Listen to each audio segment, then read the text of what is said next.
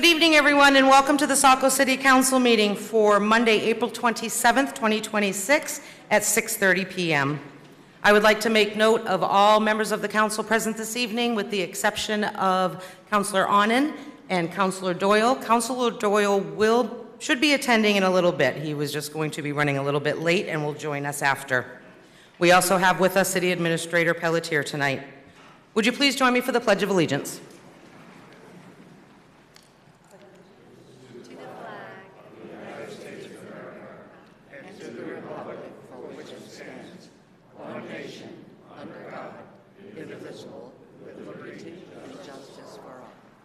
Thank you, everyone.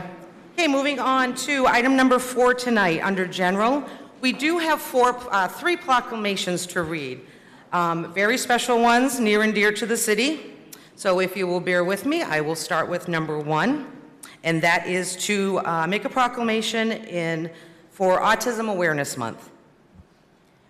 Whereas autism spectrum disorder is a developmental condition that affects many individuals and families within our community, influencing communication, behavior, and social interaction. And whereas individuals with autism make meaningful contributions to our communities, workplaces, and schools, enriching our lives with their unique strength, talent, and perspective.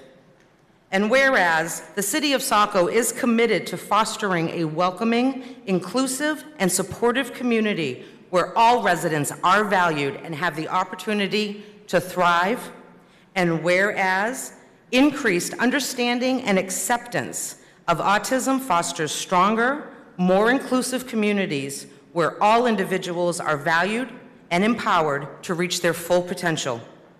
And whereas families, educators, healthcare professionals, advocates, and organizations throughout Saco play a vital role in supporting individuals with autism and promoting early diagnosis, access to services, and inclusive opportunities.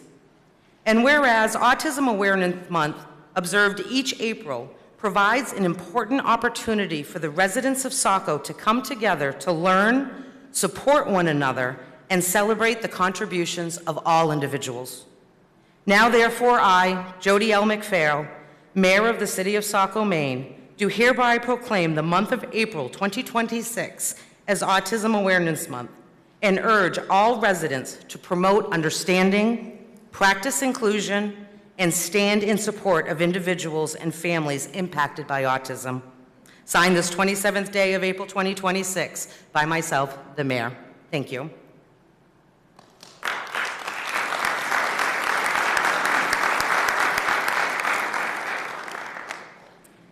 Second, we have National Small Business Week. And whereas the City of Saco is home to a diverse and dynamic small business community that serves all of the foundations of our local economy and contributes to the character, vibrancy, and quality of life throughout our city. And whereas Saco's small business, ranging from family-owned shops and restaurants to innovative startups and professional service providers, they all play an essential role in creating jobs, attracting visitors, and fostering the thriving environment for residents and entrepreneurs alike. And whereas the City of Saco recognizes that small business development demonstrates an exceptional resilience, creativity, and commitment, and that their continued success depends on our community support, strategic investment, and accessible economic development resources. And whereas the Saco Economic Development Office, along with Saco Main Street, the Biddeford-Saco Chamber of Commerce, and regional and state organizations work collaboratively to nurture entrepreneurship, strengthen the local business ecosystem, and provide vital services, training, and opportunities for growth. And whereas National Small Business Week presents an opportunity to celebrate the important contributions of small business owners and employees, and to encourage residents and visitors to support Saco's small business, not only this week, but throughout the entire year. Now, therefore, I, Jody L. McPhail, Mayor of the City of Saco, Maine, do hereby proclaim the week of May 3rd through the 9th, 2026, as National Small Business Week in the city of Saco, and urge all residents, businesses, and community partners to join in recognizing, celebrating, and supporting the small businesses that strengthen our local economy, enrich our neighborhoods, and help make Saco an outstanding place to live, work, and grow. Signed this 27th day of April 2026 by myself, the Mayor, Jody McPhail. Thank you.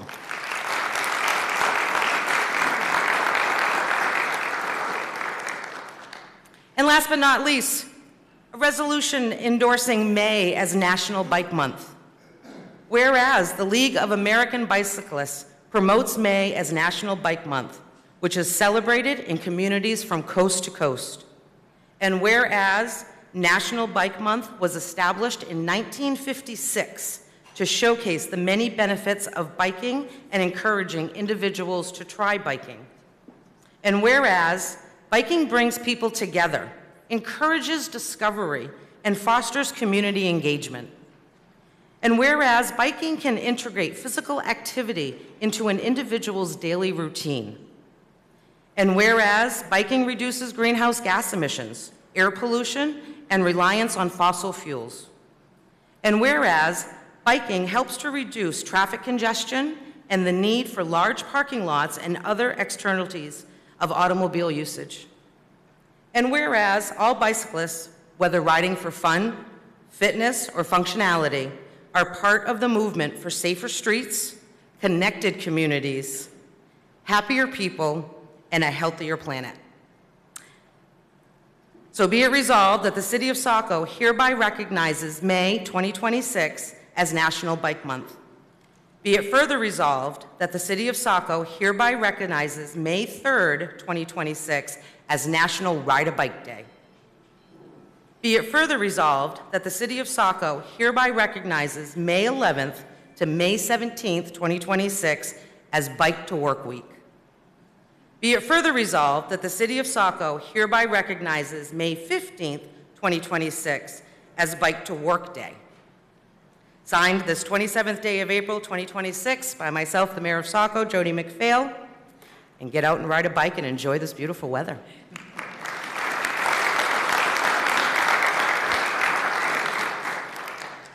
Thank you, everyone. All righty, moving on to item number 5, that is committee correspondence to council. Do we have any committee members wishing to speak? Councillor Hewitt? I just want to remind everybody that this week is the beginning of the Saco Pre-K through 8 Student Art Show at the Saco Museum. There's going to be an opening reception Friday from 5 to 7, so definitely come by and celebrate the kids' art. It's going to be wonderful, and the exhibit's going to go until May 29th. Thank you. Anyone else? Okay, not seeing anyone. Moving on to item 6, that is public comment this evening. And I do have a list of signups that I will read and call up the people by order of sign-up, and then I will ask for any other members of the audience if they wish to speak. When called up, please come to the podium, state your name and address for the record. You will have 3 minutes to address the council, and because of the large, encouraging and supporting community that we have out tonight, I am going to strictly enforce the 3-minute rule. So first on the list, we do have Doug Doherty.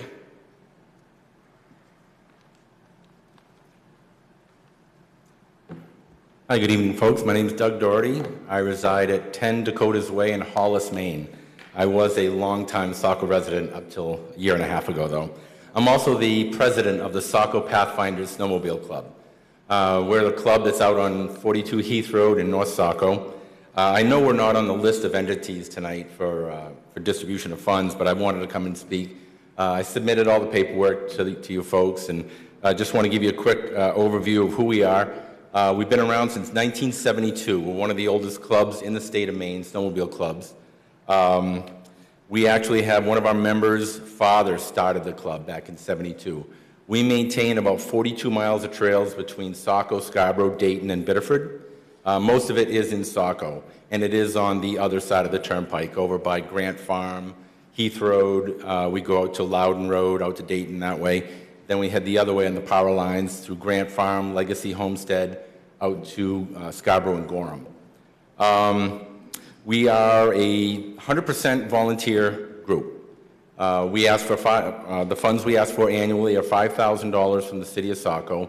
Most of that is generated from the snowmobile registrations. When I register a snowmobile, the funds go to I registered in town, the funds go to the state. The state sends each town back a certain amount of money. And it varies depending on how many snowmobiles are registered in that town. So that's what we ask for annually. We don't ask for a whole lot more. The $5,000 is roughly 20% of our operating budget annually. This year we had almost 1,000 hours, man-hours of trail work. So the trail work we have to do no matter if we get snow or not. We don't know what's happening. So we start in September, go to December, and hope for snow. And this was a good year. We actually had 7 weeks of riding, which is actually very good for Saco. So any questions? Nope, this is not a Q&A. Okay. It's just the public comment to address. Thank Great. you very much. Thank you, folks. Okay, next on the list, we have Sandy Gay.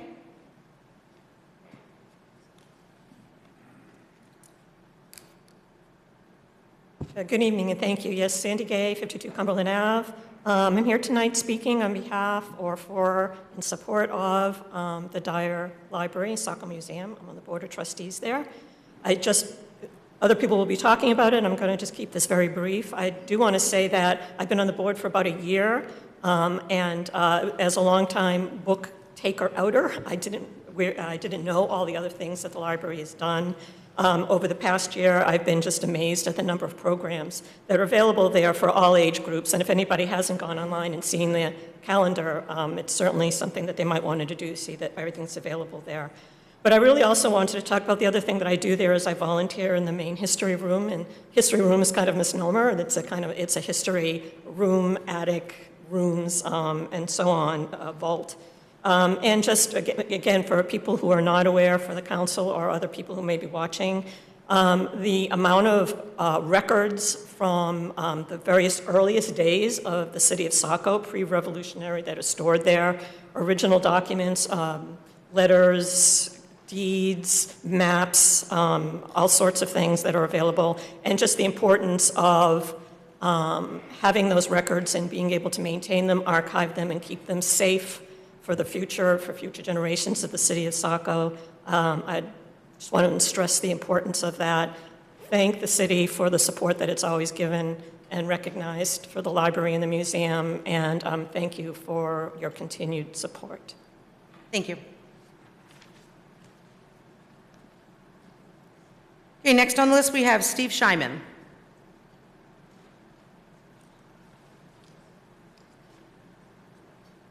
Hi, I am Steve Scheiman, of 15 Bayview Terrace. I'm speaking on behalf of the museum, for which I have been on the board for the last 9 years, and I'm currently serving as treasurer. Our organization occupies a central place in the life and history of our community, and we're very grateful to the council for your support. Saco leads the way in our broad search for funding to sustain existing programs and develop new ones. This has been a time of a lot of change in our organization, with a new director, revitalized building, and a board embracing programmatic modifications. There is considerable personal energy and enthusiasm at this time in exploring new possibilities. But I would like to emphasize that now, as in the past, there has been strong fiscal management of our organization, which includes careful planning, balanced budgets, and a modest, solid reserve through an endowment. Monies that are requested are carefully reviewed prior to submission, and grants are scrutinized for effectiveness. I am very confident in our judiciousness in handling money that is granted to us. I have a very good feeling about the strong leadership that we have now, and that should give confidence to people who are giving money to us that we will use that money effectively to benefit the community. The library is also an important measure, as we all know, of who we are as a community, and I ask that people give and the council give as generously as it can. Thank you very much. Thank you. Okay, next up we have Connie Vanderdries. I'm really sorry. All I did was sign in. This is my first meeting, and I just didn't know. That's okay, yep. Did you want to still speak? I cannot believe I have been in this city for about 30 years, and this is my first council meeting, so I really apologize for all of you that I had to sign in. I thought, and here I am saying, oops, I goofed. But anyway, That's okay. thank you so much. We're glad you're here. Okay, next on the list we do have Sheldon Nightingale.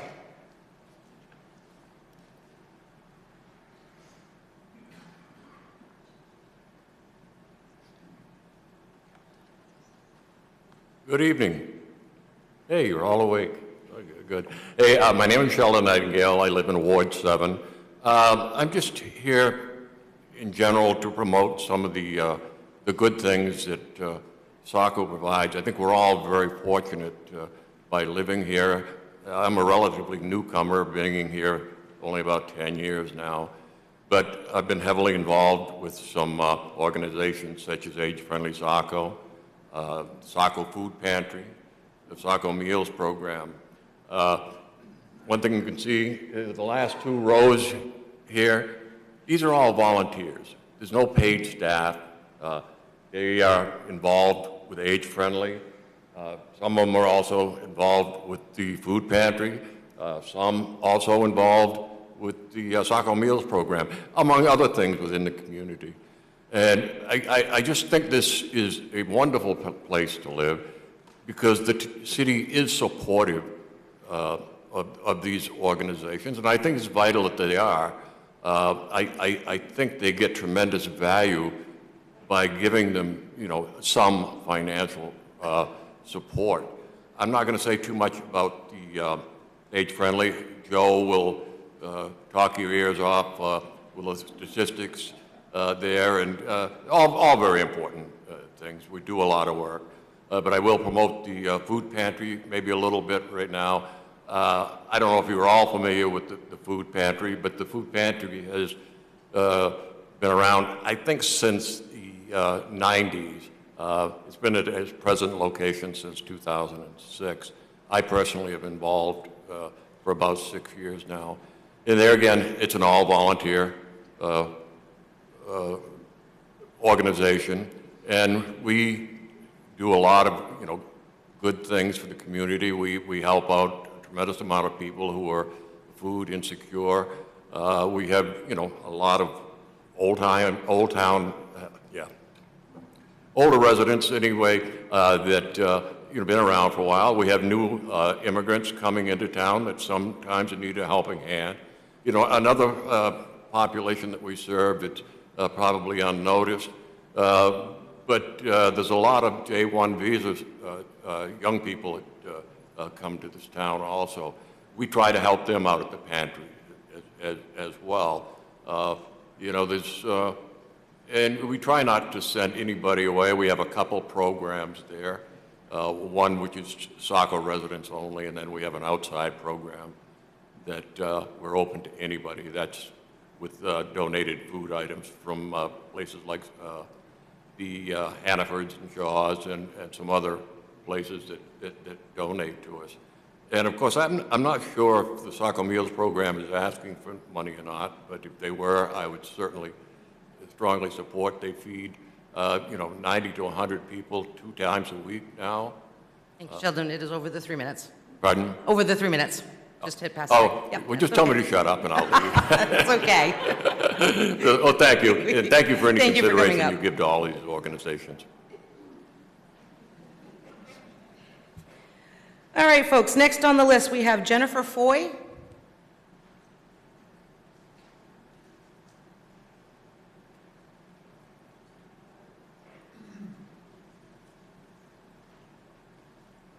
Hello. I'm Jennifer Foy. I am not a resident of Saco, but I am here for York County Community Action. I'm the Director of Grants for York County County Community Action, and I just wanted to thank you for the opportunity for allowing us to speak tonight. York County Community Action, for those of you who don't know, have been serving the community, all of York County, including Saco, since 1965. Our mission is to ensure that all people in York County thrive by meeting urgent needs, creating opportunities to succeed, and promoting well-being. Each year we serve about 17,000 individuals throughout all of our programs, and that includes fuel assistance, weatherization, WIC, Head Start, early Head Start, transportation, outreach, housing navigation and stability, financial coaching, and free tax preparation. We also operate Nassau Healthcare Facility, which is a federally qualified healthcare facility in Springvale, where we provide primary medical, dental, and behavioral health care. And we serve more or less 7,500 individuals per year. Our request from the City of Saco this year is $7,500. It represents 0.028 of our total annual operating budget, and it represents less than 1% of the estimated cost of services provided to residents of the town of Saco. 100% of that $7,500 would support direct services, zero of which are used towards salaries for our staff. The most recent fiscal year, York County Community Action served 875 households in Saco, delivering an estimated $2,043,446 in services to Saco residents. This includes 58 households that received outreach and housing navigation, 304 households received heating assistance, 309 households were supported through our WIC services, 13 households had one or more child in our Head Start and Early Head Start program. 13 households received transportation support services, and 182 households access healthcare through Nassau Healthcare. It matters because the need is real and the need is growing. I'm sure you're all familiar with the Alice report, and very similar to the County of York, Saco has 41% of the households earn above the federal poverty level, but are still unable to make a basic, they're still unable to meet a basic household budget. It's a mouthful. Thank you, Jennifer. We're at the 3 minutes. Oh, okay. Well, there you go. Thank you. Thank you all. Thank you very much. All right, next on the list this evening is Laura Brandstetter.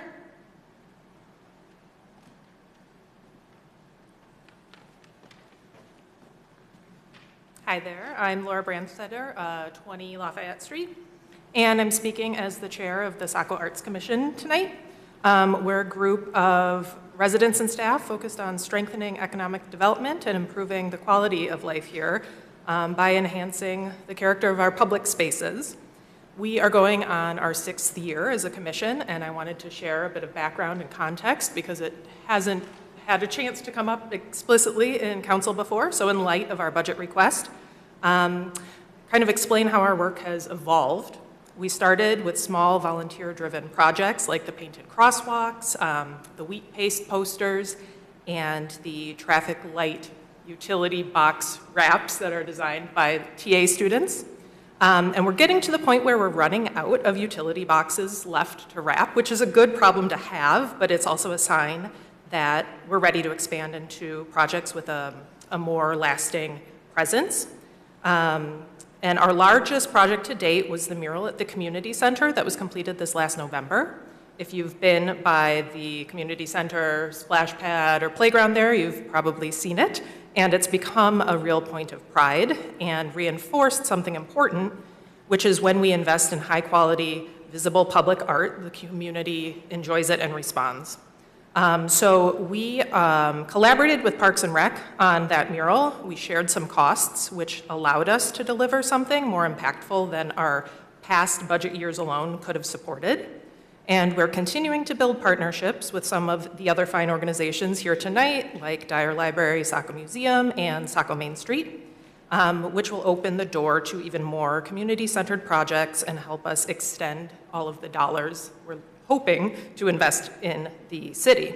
So in the coming year, we're really excited about Pepperell Square. We're looking at a mural or also revitalizing the large blank billboard that's been there for a while.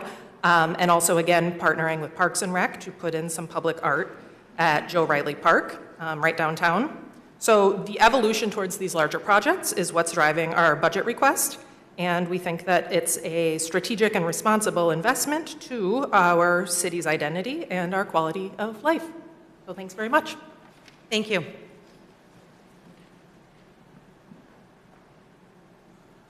Okay, next up is Mary Thompson.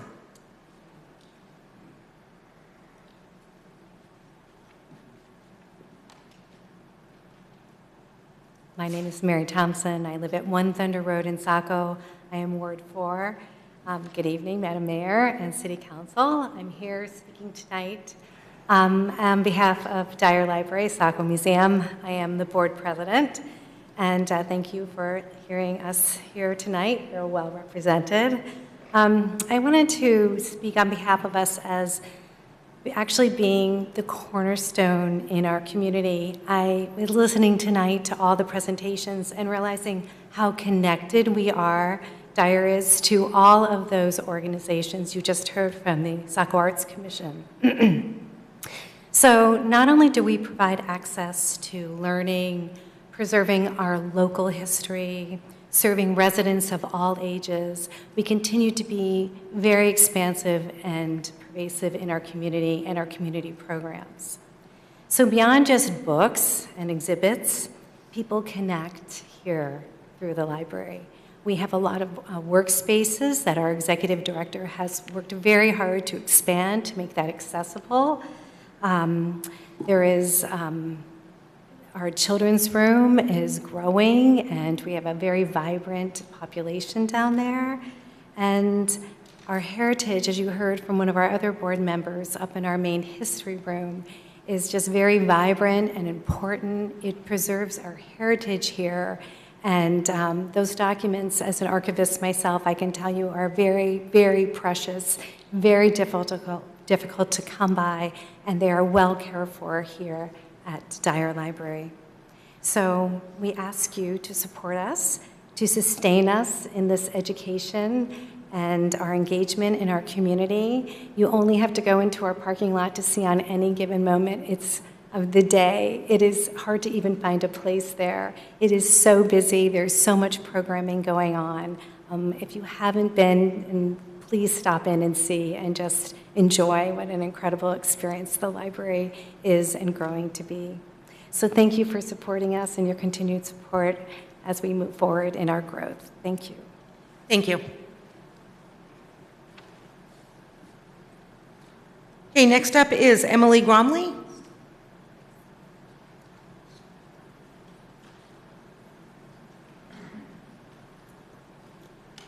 Good evening, thank you. My name is Emily Gormley. I am not a Saco resident, but am representing Caring Unlimited this evening. Thank you. Caring Unlimited, as you may know, is York County's only domestic violence resource center. Caring Unlimited provides critical direct support and safety planning, as well as prevention education, and as of last October, provides York County's certified DV intervention program, which as a mandated program serves an important role in the criminal justice system by creating an option to hold offenders accountable with curriculum aimed at changing beliefs and behaviors and reducing future violence. That's a program that previously existed in York County, but for roughly a year, maybe a little over, there was no such program serving York County at all, so it was a real gap in the community that Caring Unlimited took on and has filled.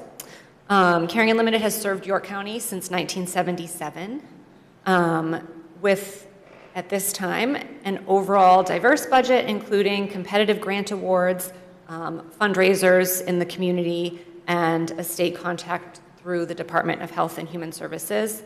Our request to the City of Saco is calculated based on cost per units of service as defined by our service contracts.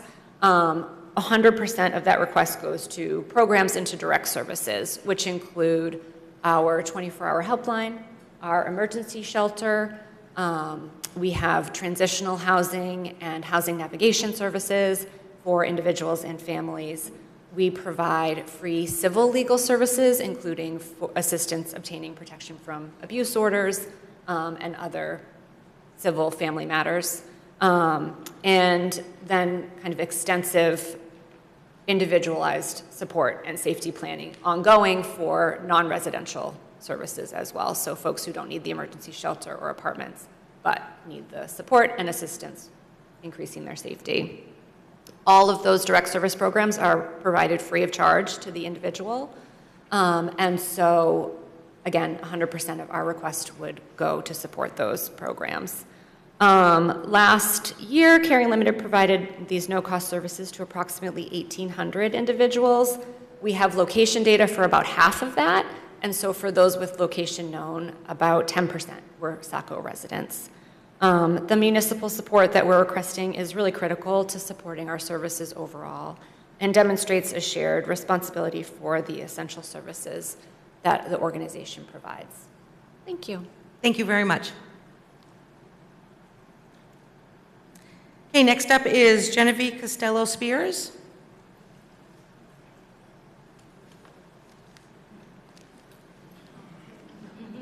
+1. Hi, I'm Genevieve Costello-Spears, and this is Callum, my son. I'm a board member at the library and an active library patron. I want to say thank you for your support thus far in the library. My husband and I are respite foster parents. We provide temporary foster care to children, and it's been a wonderful resource to take kids to the library to access literacy and other programming, and just help them to connect and feel at home in the Saco community. Also, as a new mom, I've already been able to use programming through the Saco Library, Dyer Library, Saco Library, Dyer Museum. Sorry, not getting a ton of sleep these days, but through La Leche League, and I'm looking forward to also taking our baby to future children's programming. I want to thank you for your continued funding in the library. Thank you.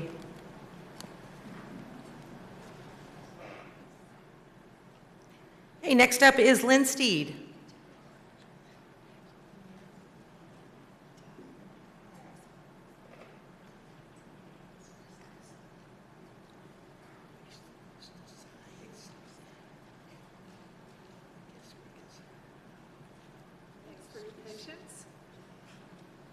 My name is Lynn Steed. I live at 3 Hillview Avenue in Saco, where I've lived for since 2014. I am a volunteer at Age Friendly, which I have been since 2016, and I am the current president of the Board of Trustees. I want to promise you that not all volunteers are long-winded from Age Friendly Saco, like someone we won't mention. 3 things I want to mention to you. Some slides are coming along, and they will tell you a great deal about the things that we do with the collaboration from the City of Saco, which we really appreciate. One of the things I'd like to point out is that 18% of Saco residents are 65 or older.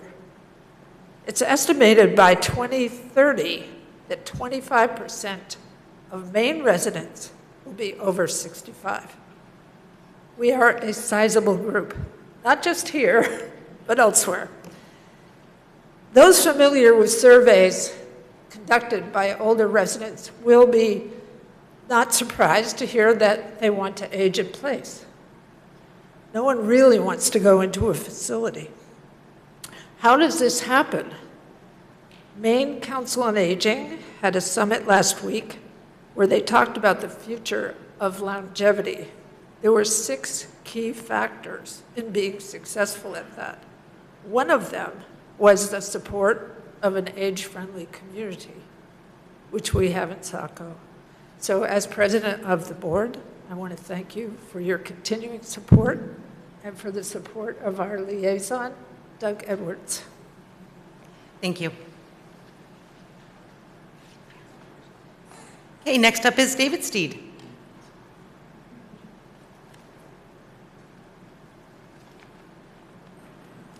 Hi, I'm David Steed of 3 Hillview Avenue, Saco. And good evening, Mayor, councillors, and city staff. Thank you for the opportunity to speak with you tonight.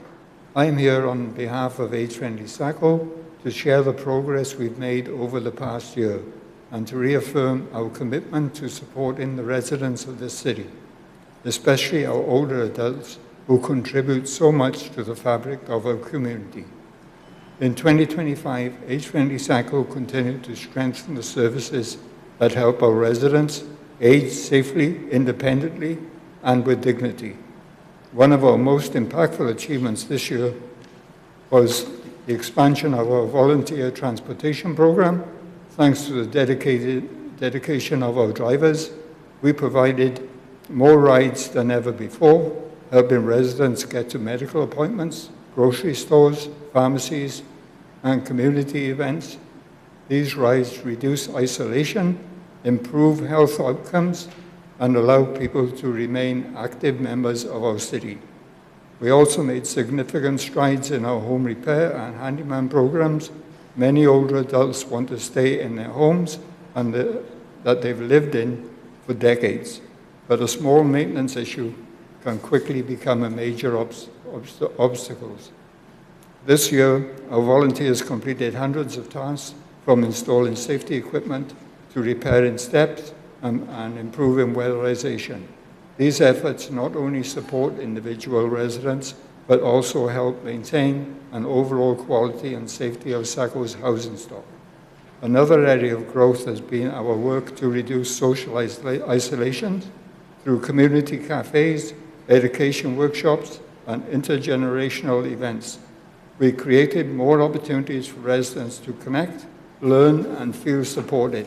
These gatherings strengthen community bonds and improve well-being, especially for those who live alone or have limited mobility.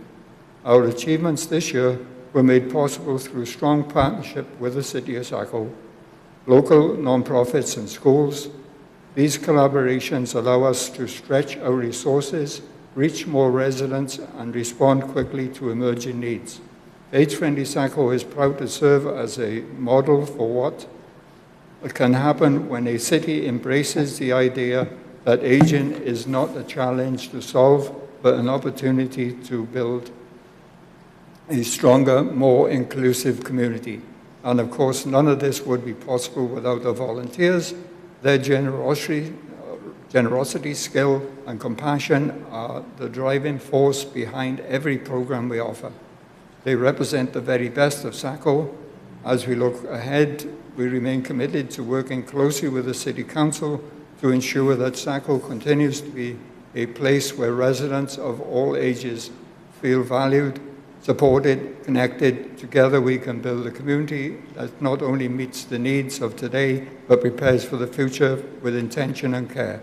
Thank you for your time, David. Your partnership, and your continued support. Age Friendly. I knew you were almost finished. Thank you very much.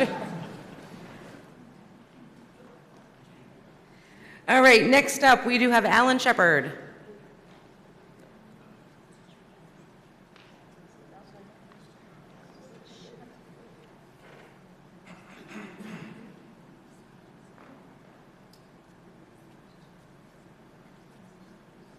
Good evening. Hey, good evening. My name's Alan Shepard. I live at 2 Seaside Ave, and I am on the board of Saco Bay Trails. So just here to connect and thank the city for the partnership that you're a part of, and the trails that are owned together and are maintained by the city that we also maintain. And just to let you know that the Saco Bay Trails as an organization has a really good, strong group of volunteers, board, and also volunteers. And this morning I started my day in Laurel Hill Cemetery on a bird walk. It was magnificent. And I don't want the word to get out because it could get crowded, but it is one of the best things that you can do in Saco. Bay Trails have been supporting this program, I think, for almost 9 years. It's wonderful. And as is, all these little jewels that we have for trails in this town that are maintained for everybody to get out and enjoy the beauty that's around us. So thank you. Thank you. Okay, and last but not least on the sign-up sheet is George Morton.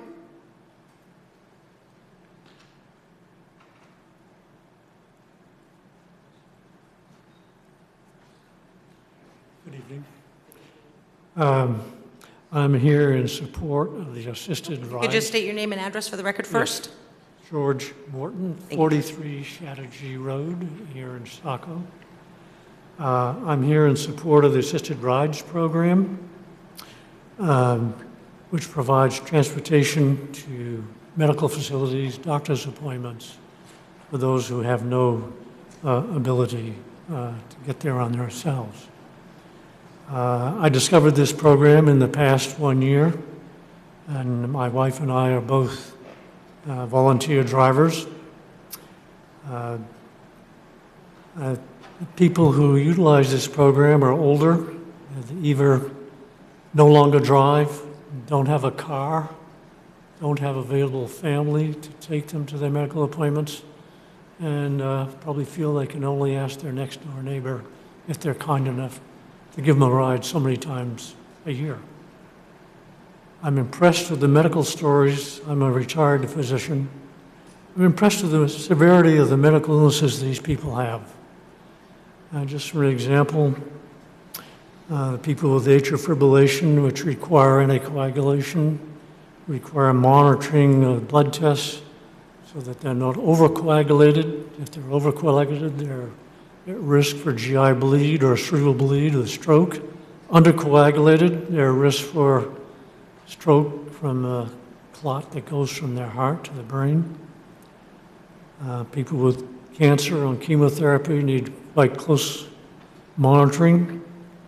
My wife drives a patient who has an open ulceration from a surgical wound in her abdomen for the last 11 months. If that's not kept clean, well, she's at risk for sepsis, hospitalization, severe illness. I think the program is run by, as the director is Linda, has a wonderful job in contacting patients and drivers. I think if this program wasn't available, many people would deteriorate medically quickly. I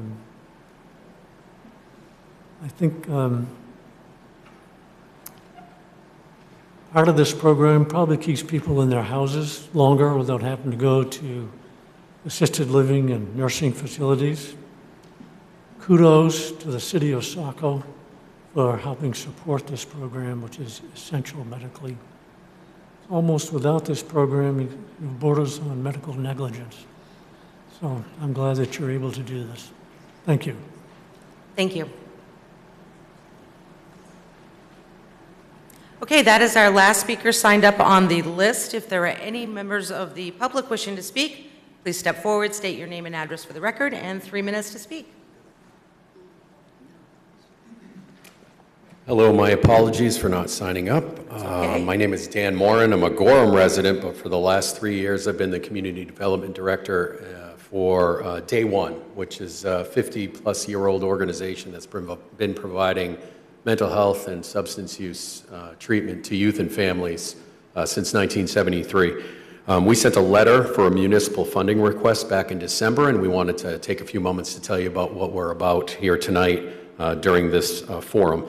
So good evening, councilors. We're asking the city of Saco for about $1,500 to support youth substance use and mental health services, and we'll be pretty direct about why we're here. Last year we served 19 Saco residents. This year we're already at 20, and half of them are kids under 18. We heard a lot of talk tonight, justifiably so, about the aging population, and I'm sure we've all come across news articles, radio, reading about the mental health crisis, and of course the substance use crisis that is going on throughout the country.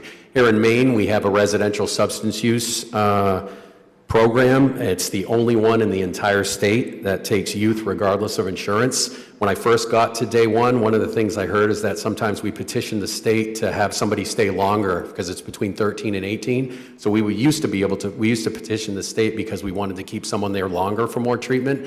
And then by the time a year or two passed working there, now it's more often than not that we're asking for a state waiver to get somebody in because they're younger than 13. That's more of a problem now than trying to keep somebody that's going into 18. That's how much of a problem it is.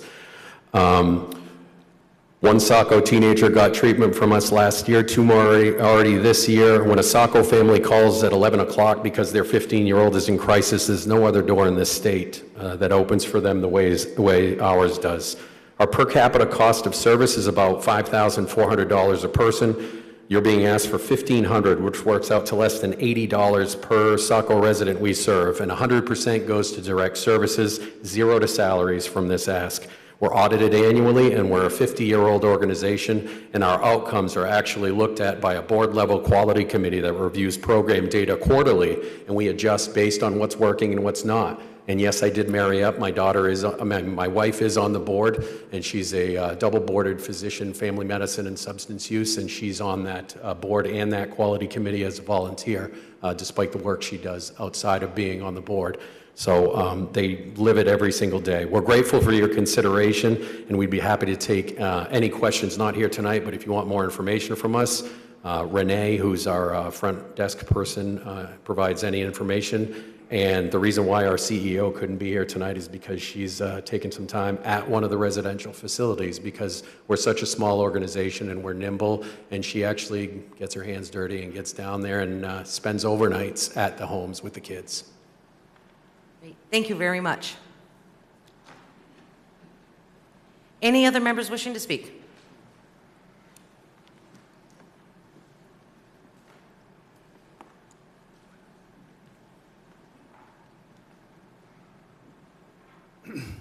Good evening.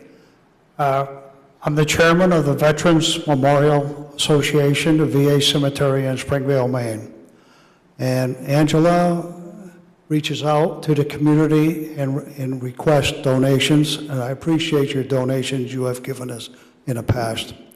I just want to let you know there are 60,000 veterans in a 50-mile radius of the Springvale Veterans Cemetery.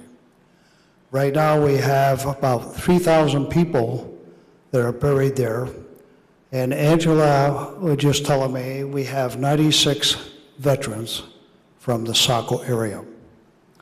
We don't get any donations from the state, nor do we get any donations from the government. Our job is a volunteer association where we do beautify the cemetery for our veterans. So if you have any questions regarding our cemetery, and hopefully you've been there in the past, but everything you see there, we have a memorial, women's memorial that's being processed as we speak. That's costing us $23,000. We had a POW MIA monument. It's the only one in the state of Maine out of 4 veteran cemeteries. That cost us $150,000. So we have a World War I memorial, we have a women's memorial, we have a POW memorial. So I would appreciate if you have any questions, and any donations would be much appreciated. Thank you. I would just like to inform you that our application is not in your binders. So we'll get right on it and make sure that it is redelivered. I want to thank you very much for your contributions in the past. And the only requirement that is necessary to be buried at the cemetery is an honorable discharge. We also make plenty of room for spouses. Thank you so much. Thank you very much. And Council, it's true that, yeah, we're just going to double check the Excel spreadsheet because I do believe it may have been sent electronically. So that we'll have it for next week. Okay, any other members?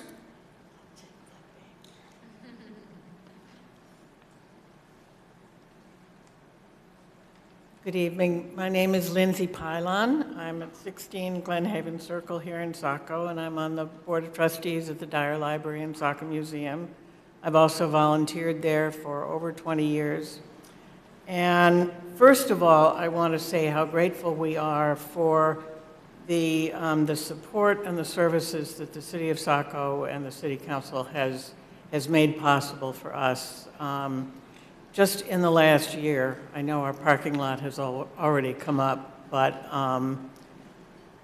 the main complaint that the Public Works Department had about creating that parking lot is how many cars there were interrupting their work. And that goes to show you, we serve all ages, and another thing I wanted to say is that today's library ain't what it used to be. Today's library has to be aware of safety problems, community problems that are out in the community, and how can we provide resources to help with those. We cover everything in programming from tax and estate planning to a plant swap. And we recently had a clothing swap. You think, what does this have to do with a library? But it brings the community in, and it provides more services for our taxpayers. We have more remote workers, another resource that's needed in the city. Even things like printing and copying resource. There are remote workers that they don't have that. So they can come to the library to do that.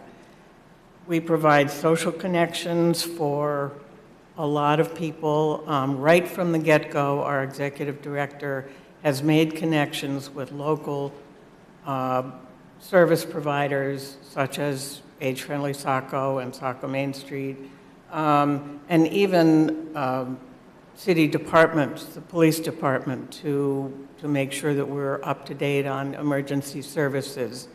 And the fire department, just this last week, we partnered with the fire department in Saco on a CERT training session.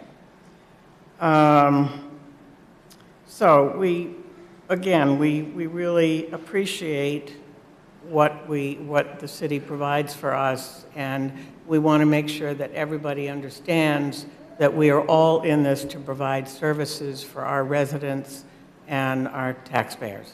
Thank you. Thank you.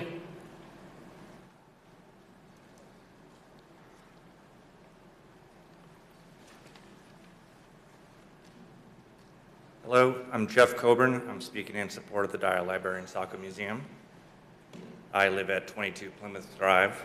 I have two tween boys. One of the boys is very much at home on the courts and fields of the Saco Parks and Rec Department. One of my boys is not at home in those places.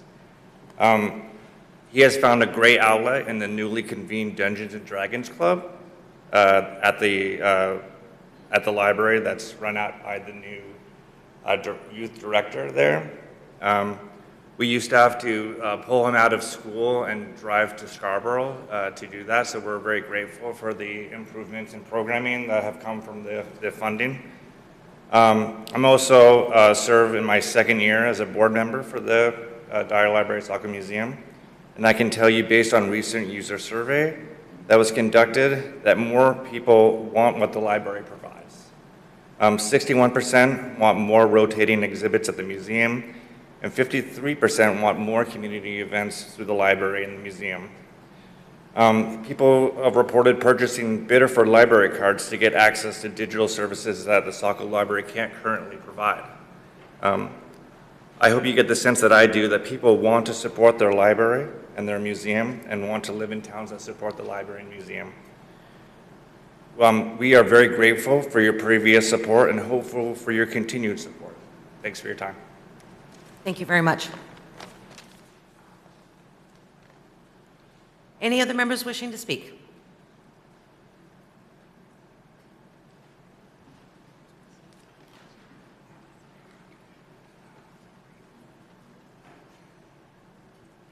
My name is John Gold. I live at 7 Paul Avenue. I'm one of the shuttle drivers with Age Friendly Saco, and I just wanted to add, with the mobility shuttle, I just wanted to add a quick personal note to some of the work that we do. One of our riders is a 95-year-old woman who we pick up at her house and take to the Cohen Adult Daycare Center in the morning and then return in the afternoon to bring her home. Every day when I pick her up, I ask her how her day went, and she says, "It was wonderful. I am so blessed to be able to do this," and then she thanks me for my service. It is just, it's a wonderful thing. She gets some time socializing with her peers. Her daughter, who's her caretaker, gets time, gets stuff done, and we help make it happen. It's just a pleasure to be part of that. Thank you. Thank you. Anyone else? Okay, not seeing anyone seeking recognition. Okay, so moving on to item number 7, that is the approval of the minutes for April 13th, 2022. Is there a motion? 2026, I'm sorry, 2026. Is there a motion? So moved. Motion made by Councillor Hewitt. Is there a second? Second. Second by Councillor comments on the minutes? Okay, roll call vote. Councillor Edwards? Yes. Councillor Parks? Yes. Councillor Gale? Yes. Councillor Hewitt? Yes. Councillor Johnston? Yes. Motion passes 5-0. Okay, that takes us to item 8, and that is action items this evening. There is one item, and that is item A, which is a first reading for the Maine Community Development Housing Assistance Grant at 12 School Street, and that is Councillor Johnston. Thank you, Madam Mayor. The Economic Development Department submitted a letter of intent for a CDBG Housing Assistance Grant program on behalf of Project Home. Project Home is purchasing 12 School Street for the purpose of redeveloping the existing structure to include 7 deed-restricted affordable units, with 2 units reserved for new city employees relocating to Saco for city job opportunities. The second floor would become a community meeting/programming space. The city has been notified that its letter of intent has been accepted, and we are invited to submit a full community development block grant application in the amount of $500,000. As part of the full application process, the city is required to hold a public hearing to gather input and inform residents of the proposed project. The Economic Development Department will serve as the grant administrator and will oversee all aspects of the project to ensure compliance with the CDBG program requirements, reporting obligations, and project delivery standards. There is no matching fund requirement from the city for this grant. The developer is responsible for the 20% match fund. Be it ordered that the City Council approves the first reading of the enclosed Maine Community Development Block Housing Assistance Program and to further schedule the public hearing and final reading on May 11th, 2026. Move to approve the order. Thank you. Motion has been made by Councillor Johnston. Is there a second? Second. Second by Councillor Edwards. All right. Any questions or comments? And we do have Director Desjardins with us this evening. Councillor Johnston? Just a quick question. In the event that the funding isn't granted, will this come back to council for future discussion? They will continue to seek out funds. They have already received a $455,000 grant through the federal. We've also submitted to Congresswoman Pingree for a congressional grant as well. So they have their letter until the end of this year, 26. So, we'll be still continue to look for that and basically fund him for the project. Okay, understood. I just would ask that you keep council in the loop. Absolutely. Thank you. Notification of that one, but they do have the year to continue additional funding sources. Councillor Hewitt? Quick question. Has this developer completed projects like this in the past? Yes, he's got some other projects. He's got one, I think one going on in Portland and then another one. So it's not just him alone. It's the the company, Project Home. It's the group of them that have experience, and they all only do affordable housing projects. That's what they're known for. All right, and how long will they be deemed as affordable housing? Is there a time limit, or is it in perpetuity? Well, you'd have to go through, and again, the council, we're selling them the property, so we have the say as far as within that, so covenants and that can be put in place. But normally for the grants, you have up to 30 years, but if they're also looking at going for affordable housing grants down the road, then those always are going to come with stipulations as far as on the years and what the terms would be. But as a council in selling the property, when we do the deed, we can put covenants on it that it would have to remain as affordable housing. Okay, great. Thank you. You're welcome. Thank you. Anyone else? Okay, not seeing anyone. Roll call vote. Councilor Edwards? Yes. Councilor Parks? Yes. Councilor Gale? Yes. Councilor Hewitt? Yes. Councilor Johnston? Yes. Motion passes 5-0. Thank you very much. Thank you. All right, that completes the regular portion of the agenda, and now we will start under new business with continued presentations tonight. Our first set are our supported entities, our quasi-judicial entities, and we do have Age-Friendly Saco, Saco Main Street, the Dyer Library Saco Museum, and the Biddeford Saco Old Orchard Beach Transit. And first up is Saco Main Street. I'm sorry, Age-Friendly. Promised you guys first dip, yes. All right. Good evening. I hope you don't mind I brought my gang with me tonight. Of course. Good evening, Madam Mayor, members of the council, City Administrator Pelletier. My name is Joe Morshed. I live at 21 Rivers Edge Lane, Ward 1. I'm also a community connected with Age-Friendly Saco. So before I dive into my presentation, I really wanted to go back and visit where we came from and how we started. I want to go in the Wayback Machine 10 years ago when Mayor Ron Michaud was at the helm. They saw the need in Saco for working with our older residents, and as a result, they wanted to join AARP's Age-Friendly Network. So the Saco Council voted to join, and at the time, we had a handful of volunteers. Today, we're one of 65 age-friendly communities in the state, and we have 70 volunteers on our roster, so it's pretty exciting. So I just wondered, for especially some of the newer councilors, and maybe to revisit some where we've been. So with that being said, we started a 501c3, we developed a mission and a vision, and essentially to create a community for a lifetime for all residents, but particularly major focus on our older residents. And we're going to do that by optimizing health, engagement, and safety while removing barriers that prevent Saco residents from aging in place. So what did we do last year? We had a pretty busy year. One of the first programs we started was a Romeo Club. Romeo stands for Retired Old Men Eating Out. We did that because studies have shown that social isolation and suicide ideation rates amongst older men in Maine are particularly higher than the general population. So I invite anybody, any Romeo, to come join us the third Thursday of the month at the Lucky Logger Restaurant, 8 o'clock. We'd love to have you come. Another program we had last summer was a disaster preparedness program. We had 3 sessions at the Dyer Library. We put together a panel of Saco's finest. We had Chief Hamill from the Fire Department, Rebecca Lyons from the Police Department, Ryan Summers from Parks and Rec, Andrew Dickinson from Communications, and Sophie Smith from the library. We had a $10,000 grant that we used to buy 100 backpacks. We called them emergency go packs. And we filled them with items that you'd need in the event of an emergency, whether you had to evacuate, shelter in place. They included personal hygiene kits, first aid kits, flashlight with batteries, a whistle, a can opener if you don't have power. The coolest item was a crank radio that you could also charge your phone with, and it had a built-in flashlight.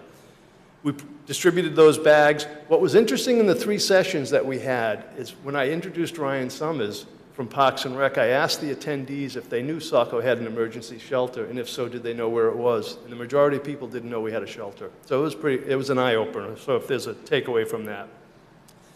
We hosted a repair cafe with the Dyer Library where people could come and have small items repaired, whether it was an electrical item or sewing, or some woman brought a stuffed animal that needed to be sewed. We did that. We had food box deliveries. We work closely with the Saco Food Pantry, and we deliver food for folks that can't make it to the pantry. We saw an uptick in deliveries in the month of January with the ice surge in the community, so we worked with schools and we worked with the pantry to make those deliveries. Home safety assessments is another new program that we developed where we go into folks' home and we look for opportunities to mitigate areas that might create slips and falls. Saco EMS responded to over 5,000 calls last year, and over half of them were slips and falls. It's a real issue. And interestingly enough, there was an article in the paper this morning about Governor Mills' supplemental budget. There's a $2 million line in there to do home repairs so people can age in place and make their homes safer. Death Cafe, something new. We actually brought in a death doula. I hadn't even heard of a death doula prior to last year, but she spoke of all things death. It was really cool. We just attended another session at the Dyer Library Friday, and there was about 30 attendees. It was really great. We also introduced the Death Cafe at our wellness fair that we host every November at Thornton Academy. We took over the Dyer Library parking lot in November and partnered with the Maine Celtics to deliver Thanksgiving meals to folks. And that was another fun program. We also have an EchoDot program that we've had for a while, and I wanted to put down EchoDot distribution statewide because we work closely with the Center of Aging, Governor's Cabinet on Aging, AARP, and more importantly, the University of Maine Center on Aging. They had come up with another 300 EchoDots that they wanted, they asked Age Friendly if we would help distribute those to other age-friendly communities around the state and to train the trainers on how to install them. This has been an extremely successful program for us. It's sad to say that some residents, the only person they talk to during the day is Alexa. So, but that's just the state of where it is. We have a new program that we want to start shortly and hopefully a workshop to make sure Saco residents are taking advantage of the $300 affordability checks.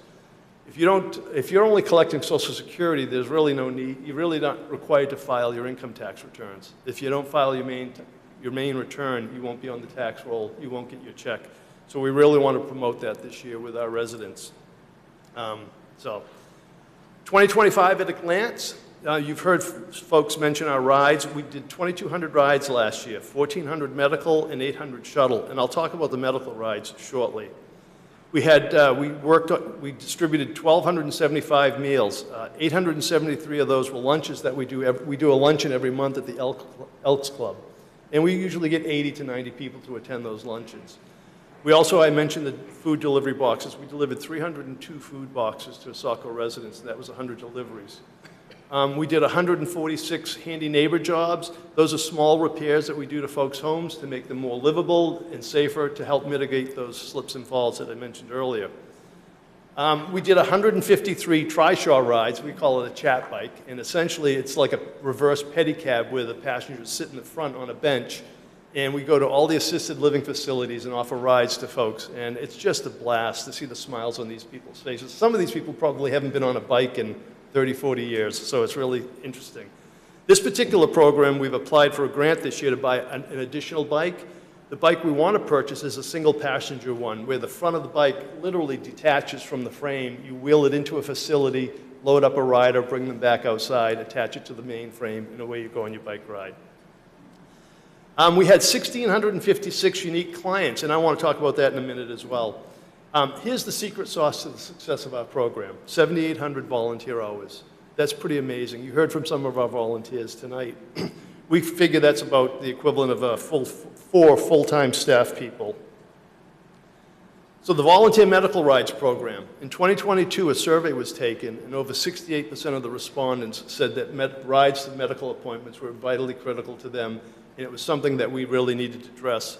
As a result, the city asked us to develop a volunteer-driven medical rides program, which we gladly did, and I'm really pleased to say that we've grown 160% in our trip growth since 2022. This year alone, our volunteers will have driven 14,000 miles using their own cars, their own gas, and even their own toll money in the event they have to go to Portland to the VA center on Commercial Street or whatever. So this has been a fantastic place, and again, this was born from a city need, and we were asked to rise to the occasion, and I think we did a fantastic job, and that program continues to grow. And I really can't say enough about our volunteers that do the driving. You heard from one tonight. So how do we do all of this? With your support, financial support last year, we had $40,000 in grants that we received, and we also blew it out of the water with our annual appeal, raising $20,000, which is almost 100% of what we did the year before. And again, I want to stress the 7,800 volunteer hours that we did. The real impact to our community. We say 1,656 Saco residents were served, but that's really understated. If any of you are a caregiver for a parent or a sibling or whatever, you know it's one of the hardest jobs that you can do. When we pick up your mom or your dad in the morning and we deliver them to the Sam Cohen Center, and then we pick them up in the afternoon and bring them home, we've just made a real impact in the lives of the caregivers, giving them an opportunity to recharge their batteries and engage in some self-care themselves. So 1,656 is understated. We do a lot more than that. The ripples are just out there. So Saco's aging demographic, you heard about it a little bit. We have 3,700 residents that are 65 plus, which is about 18% of our population. Everybody knows Maine's the oldest state in the nation. You keep hearing it on the radio, newsprint, and whatnot.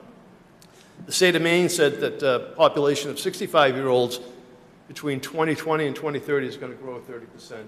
And we're seeing that right here in Saco. Each year we see more and more folks.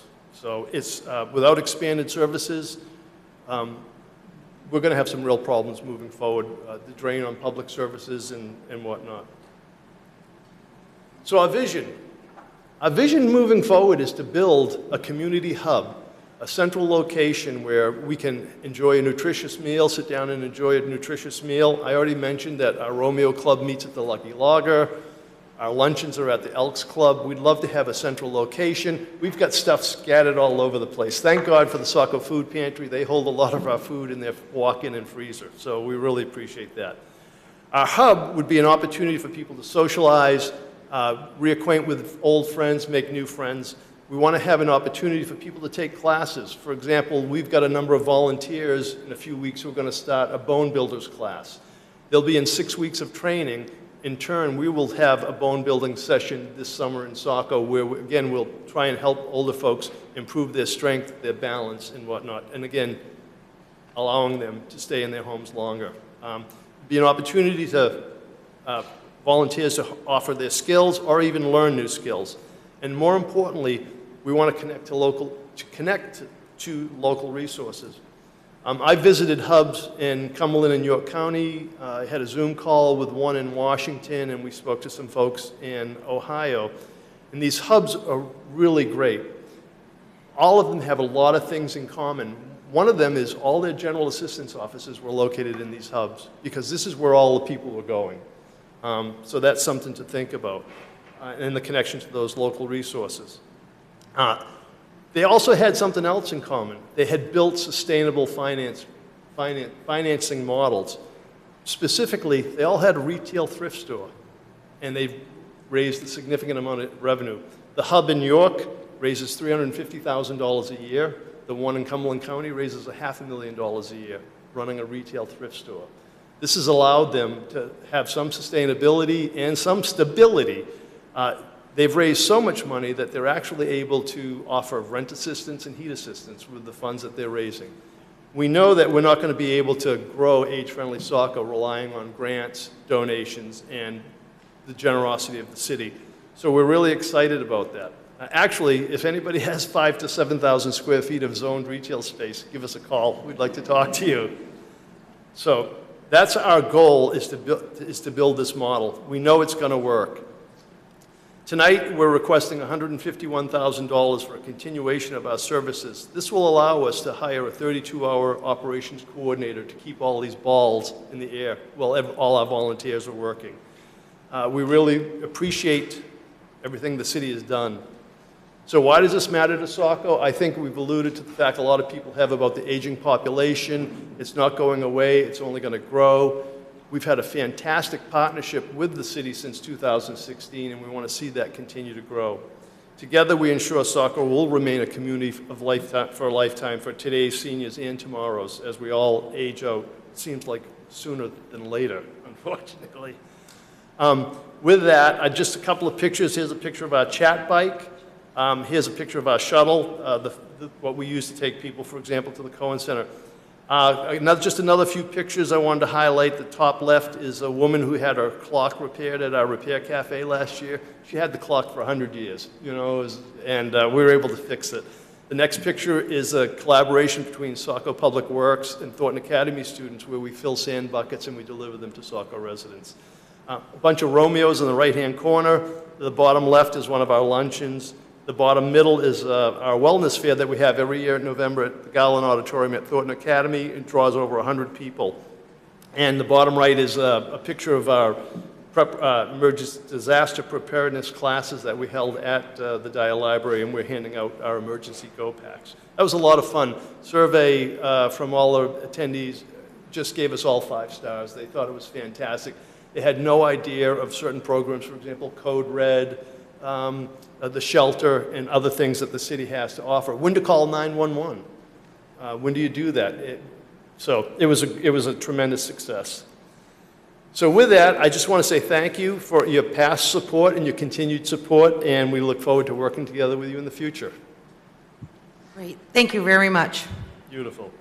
All right. Any questions or comments from the council? Councilor Gale? Thank you, Mayor. Just really appreciate how your request and your data is all laid out. As a data person, it's really nice to see all that. So thank you for that. It's a lot of work. Just a quick question on the table with the funding, the program table. It noted that the Community Connector Grant, Humane Center on Aging, is ending. So I was just curious on what programming did that grant support, or if there was. That supports me. Oh, okay. I have a small stipend that I have a small contract with the University of Maine Center for Aging, and they say it's probably going to be renewed in all likelihood in September. Saco is just hitting it out of the park with their community connectors. David Steed and myself share that role. And so we think that that's going to happen. And even if it doesn't, I'm still going to stay. I'm committed to age-friendly Saco. I'm committed to the city of Saco. I've lived here for over 45 years, and this is home. So I want to make it the best place it can be. Thank you. Thank you. Anyone else? Councilor Johnston? Thank you. I know I said this last year, but I was here in 2016 when council approved the initial funding. It's just been really remarkable to see how this organization has grown. It obviously provides a need for the community.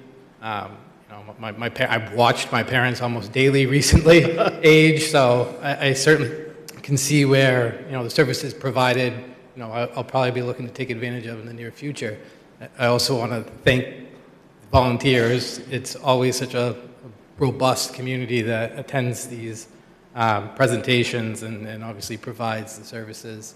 And then just lastly, I wanted to thank you and the whole group for the efforts towards a sustainable funding model. I mean, I think some of the figures you just gave were rather eye-opening to hear $500,000. Pretty amazing. Yeah, that's crazy, but it's good to think that you guys are thinking out of the box and recognizing that the municipality can't just fund you all indefinitely. So I appreciate that. Thank you. Beautiful. Thank you. Anyone else? Councilor Edwards? Thank you. I have the pleasure of being the liaison for this wonderful group. They constantly make me proud. The volunteerism and just how woven they are in the life of Saco. I just really appreciate them, particularly as I get older. Thank you. We all are. I know. I think we're all that statement. So, anyone else? Okay, now sing in. Thank you guys so much. Right. And again, I would like to thank you personally as well for everything you do for our city.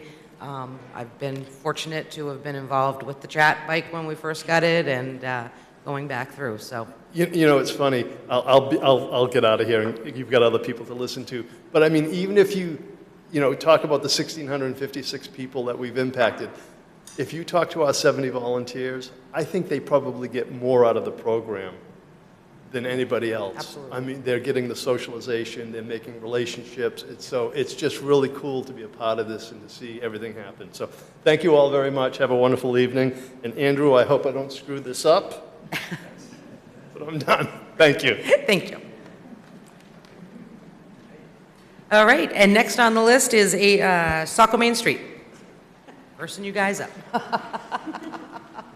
Good evening, Angie. How we doing? I'm good. How are Thanks you? for coming. course. Wouldn't miss it for the world. Did I do it?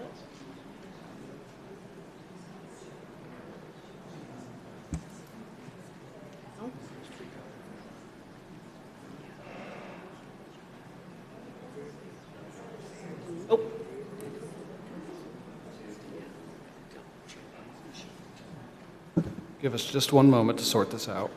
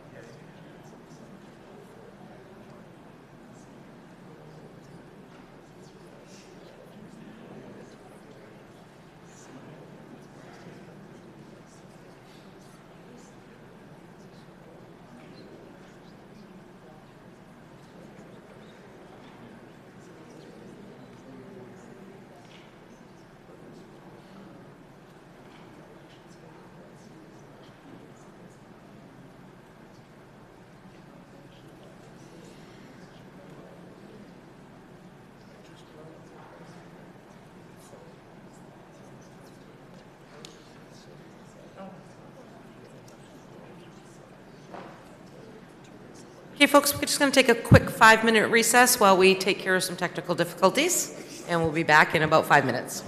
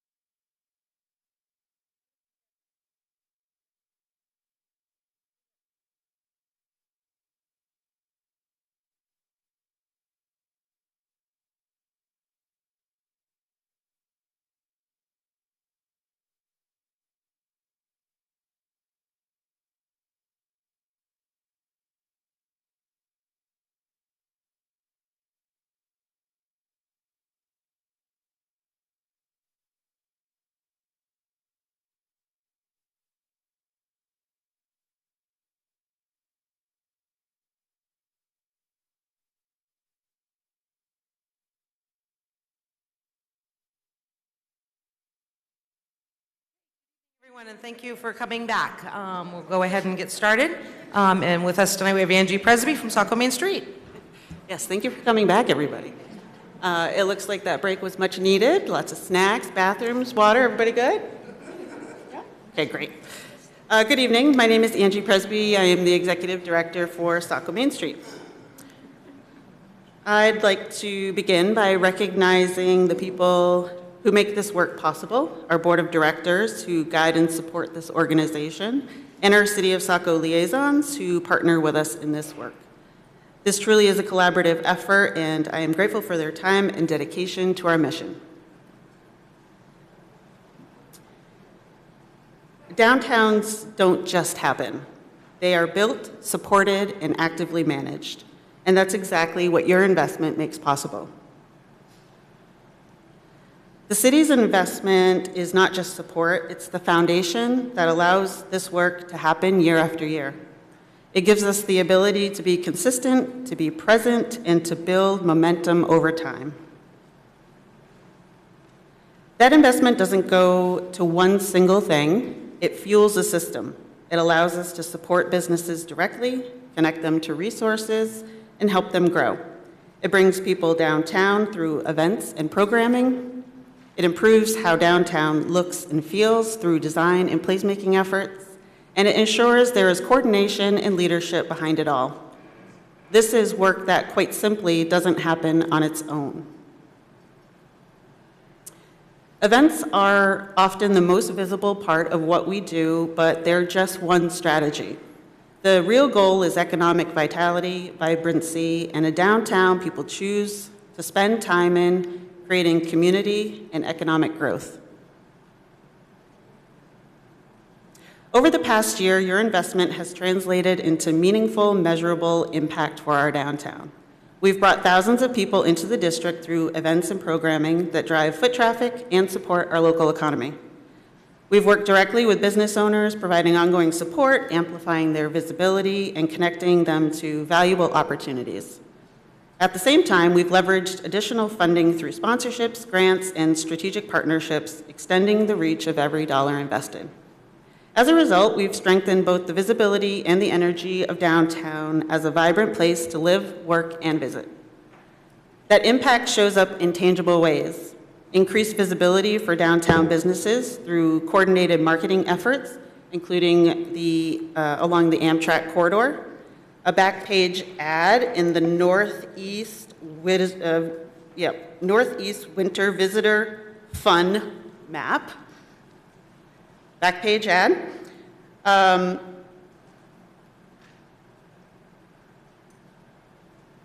Consistent hands-on support and connection points for business and property owners.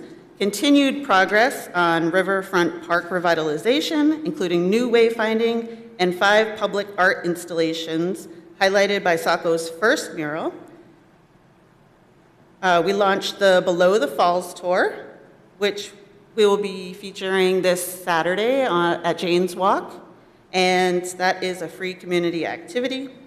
And 2 local businesses each were awarded $10,000 grants, and that's made possible by their location within a nationally recognized Main Street district. This is what your investment makes possible, not just activity, but momentum.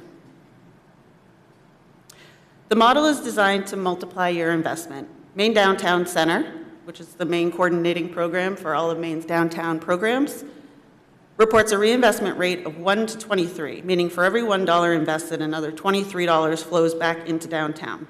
That's the power of this work. Your investment helps us leverage additional dollars, build partnerships, and expand our impact, well beyond the initial funding. It's because of your continued investment that our downtown is gaining a reputation, one that's drawing people in, not just to visit, but to become part of it. I wanted to share a message we received.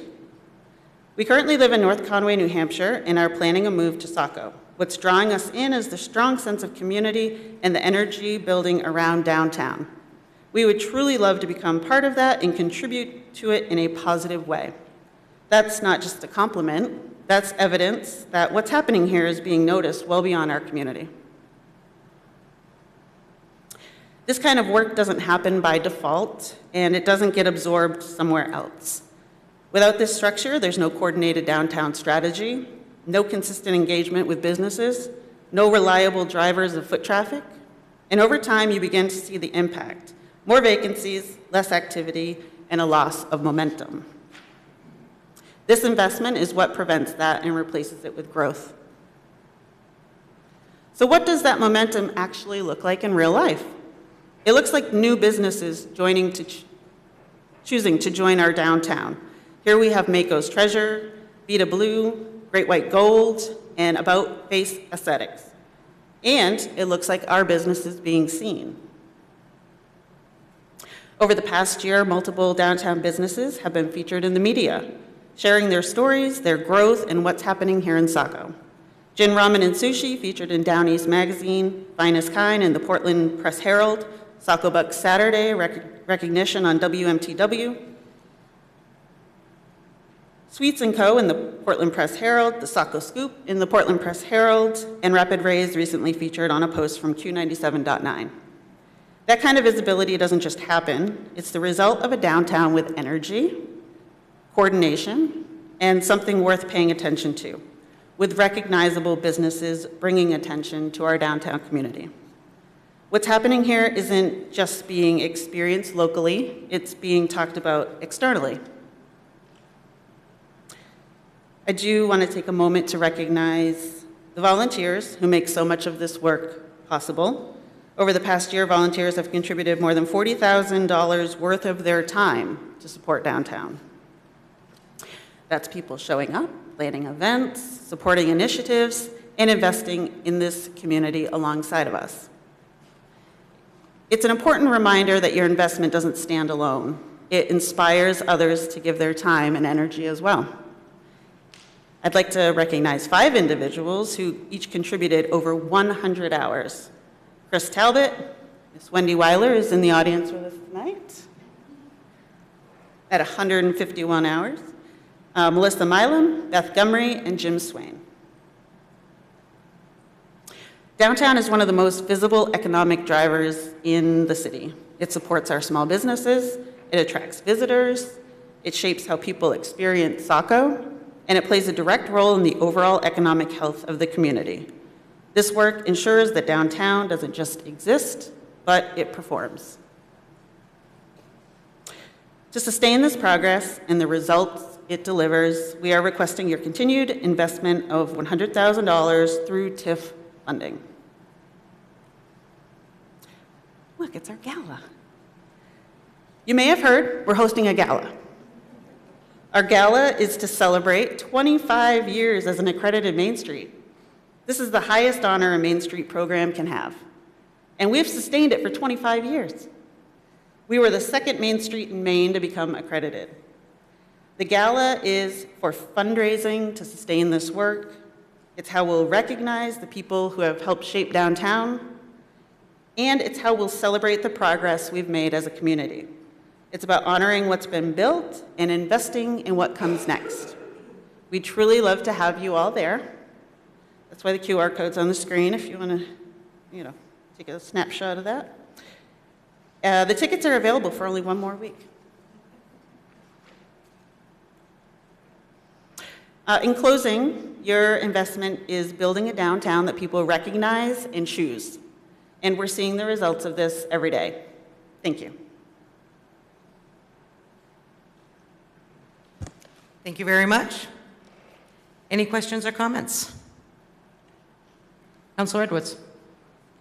I am overly blessed to have also another group that I'm a liaison for. Saco Main Street, how would you say it? For the beating heart that is downtown Saco, this is the brain that helps get all the nutrients from the capillaries, which are our streets. And they just do a fantastic job. The meetings are fantastic. They could always use more people. If you don't want to sit on a board meeting, and I don't blame you, you can certainly find out what opportunities are there to volunteer. But it is a very worthwhile group. Thank you. Thank you, Doug. Thank you. Anyone else? Councilor Hewitt? I just want to say thank you. As somebody who lives on Main Street and enjoys the Main Street, I had the opportunity to talk to several of the business owners, and they said you were in touch with them, and they really enjoyed the benefits that you gave them. So thank you so much. Thank you. Great. Anyone else? Councilor Johnson? Thank you. I don't mean to put you on the spot, so if you don't have an answer right now, that's fine. Just reviewing the budget earlier today, and to be honest, I don't have it in front of me either.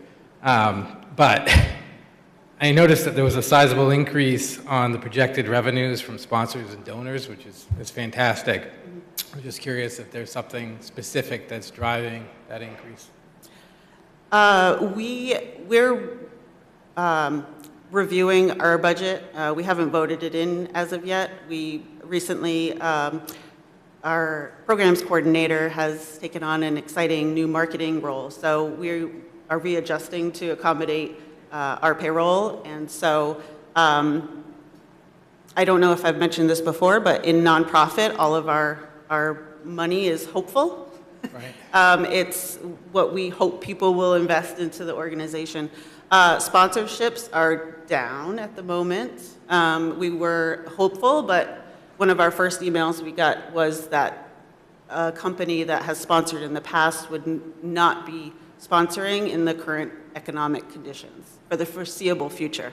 So that put us into a little bit of a worry at the beginning of the year. So we are going to go ahead and kind of reevaluate where we're at with that while we have the opportunity to review our budget.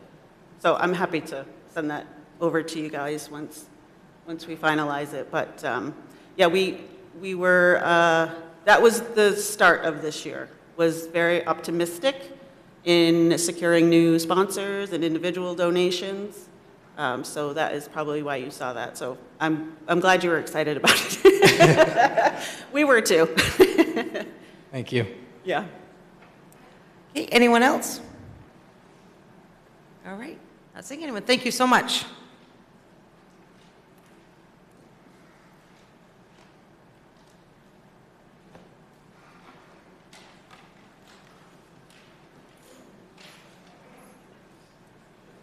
All right, and next up tonight, we do have Director Sophie Smith for the Dyer Library and the Saco Museum. Good evening. Yeah, excellent. I've had all kinds of tech trouble today, so I'm thankful that this is working. No extra break. Thank you, Mayor McPhail and City Councilors, for this opportunity to present our funding request for Dyer Library and Saco Museum. Over the past few years, thanks to your increased investment, we have seen great strides in the services that we can provide. Since fiscal year '24, we have seen foot traffic increase by 52%, and we see an average of over 14,000 visitors every month. In order to serve the public to the best of our ability, we've made adjustments to our staffing allocation. Here's our organizational chart, where we've added 2 part-time public service positions to help support the demand that we see on a daily basis. You'll also see that our full-time staff level is down by 1, with the goal of working with city facilities to support the diversity of needs that our 2 historic buildings require. With a few hours of daily janitorial support and on-call access to skilled tradesmen and project management that Don and his team can provide, we'll be far more efficient in our work. I'd like to share the progress that we have made on our fiscal year '26 goals. Community conversations have taken many shapes this past year. Earlier this winter, we convened a group to discuss local news in a digital space in collaboration with City Communications, Maine Trust for Local News, Saco Bay News, as well as some devices that were provided through a grant through Southern Maine Planning and Development Commission. We've also provided spaces for other community groups to meet, with an increase of 77% over the past 2 years. We're present in the community through events like the Parade of Lights, National Night Out, and more. Additionally, we serve numerous individuals through outreach services to keep them connected to the community, the library, and the resources that we provide. Plus, now that the weather is improving, we're excited to begin our planning of ward-specific outreach events. I'll be talking to all of you very soon about bringing one to your specific area. We've also dedicated focus to our tweens this year, with an increase in both structured and unstructured after-school programming to help them grow into thoughtful citizens. Additionally, thanks to Council's designation of restricted use funds for potential youth services renovations, we've reorganized how we are using our physical space in the short term and are nearly ready to present a plan of action for the renovation, which will provide a long-term solution. Our participation in the Minerva Library Consortium was finally realized on July 29, 2025. Since that date, we've had both quantitative and qualitative measures of success. We have seen over a 1,200% increase in interlibrary loan transactions, meaning folks are getting their materials from all over the state with ease and alacrity. Anecdotally, we've heard from numerous patrons who are glad to return to Dyer Library after purchasing library cards in Biddeford or Scarborough in years past. Now they get the benefit of collaborative borrowing and a vast collection of statewide resources while using their home library. So where does that lead us moving into fiscal year 27? First, we're excited to expand our Saturday hours. Instead of closing at 12:30, we'll be open until 2 p.m. Our goal is to better serve the working families and give them a greater window to take advantage of our resources. In order to make a fiscally responsible decision in this growth, we've carefully evaluated what we can do, and this solution, while not as expansive as our community might want, is a good first step towards increasing access. We're also excited to foster community curiosity about its local history. This year marks the 250th anniversary of the founding of our country, and we're gearing up for an exhibit at Saco Museum, remembering the Revolution. Beyond that, with the recent installation of the beautiful historic markers throughout the city, it's a perfect moment for all of us to discuss what makes Saco's past so important and invite conversations about local history. We're currently developing a strategic plan that recognizes where we've been, where we are, and helps us drive into the future. Through a survey this spring, we learned that building accessibility is a major importance to our community and a barrier that we need to contend with in both Dyer Library and Saco Museum. Finally, we'll formally begin undertaking the Sustainable Library Certification Program. This multi-step process commits our organization to considering our actions to the triple bottom line approach to sustainability, ensuring that our decisions are environmentally sound, socially equitable, and economically feasible. To that end, here's a summary of our fiscal year 27 budget request. You'll notice that this is a bit different than the original submission found in your budget book, and is based on a recent request to flat fund for fiscal year 27.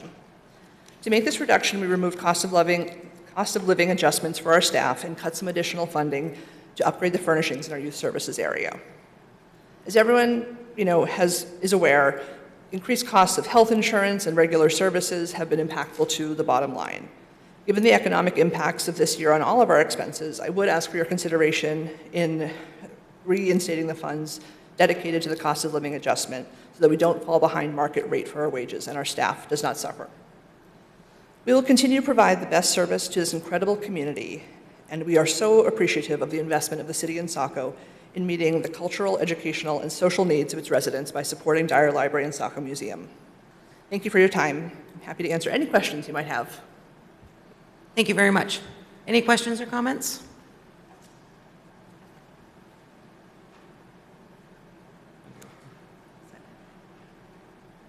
Nope, doesn't look like we're seeing any. Councilor Hewitt? Sorry. Okay. I just want to commend the Saco Library. They're not barely tooting their own horn enough. They do so much. I go in and have hours on Tuesday mornings, and there's so many people, different ages, that are enjoying the library, using it as a workspace, and again, a place for our elderly to go and be social with people. I mean, even my husband who works from home, he goes over there for copies just to get out of the house. It's a great place, and when I looked up and did a little research on it, it has one of the highest children's rooms, the highest number of children attending, and many of you may not know, our classrooms go there. And the children get to experience the library from a very young age, which is wonderful. And the programs they have, like their summer reading program, it prevents some of the summer slide in academics. As a teacher, I witnessed it firsthand. Kids that participate in that program, their reading doesn't decline. It's not costing us more money in our schools to catch them back up. So there's many, many benefits. And they do it with a much lower staff ratio than many of the other libraries in our area, but they're definitely one of the biggest and the most attended. So thank you. Thank you very much. Anyone else? Okay. Not seeing anyone. Thank you so much. Thank you. All right, and next, or last for these supported entities this evening, we do have the bidder for Saco Old Orchard Beach Transit with Director Savage.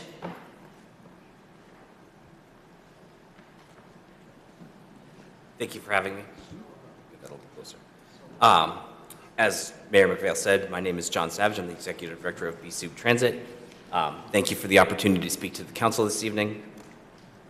Just want to give a quick year in review. BSUB Transit this past year provided more than 285,000 passenger trips. The services that were started this year, specifically targeting the city of Saco, the Quick Ride service and the Camp Ellis trolley both performed very well. The Quick Ride service provided more than 4,000 rides this year, and the Camp Ellis trolley provided more than 1,500 rides. This year, we provided more than 25,000 revenue hours. We partnered with 30 local businesses to help support public transit in the region, and we provided 7 essential transit routes. Notably, the Route 60 to Portland and the Old Orchard Beach Saco trolley system serve as a backbone rather, for the economic development of the region.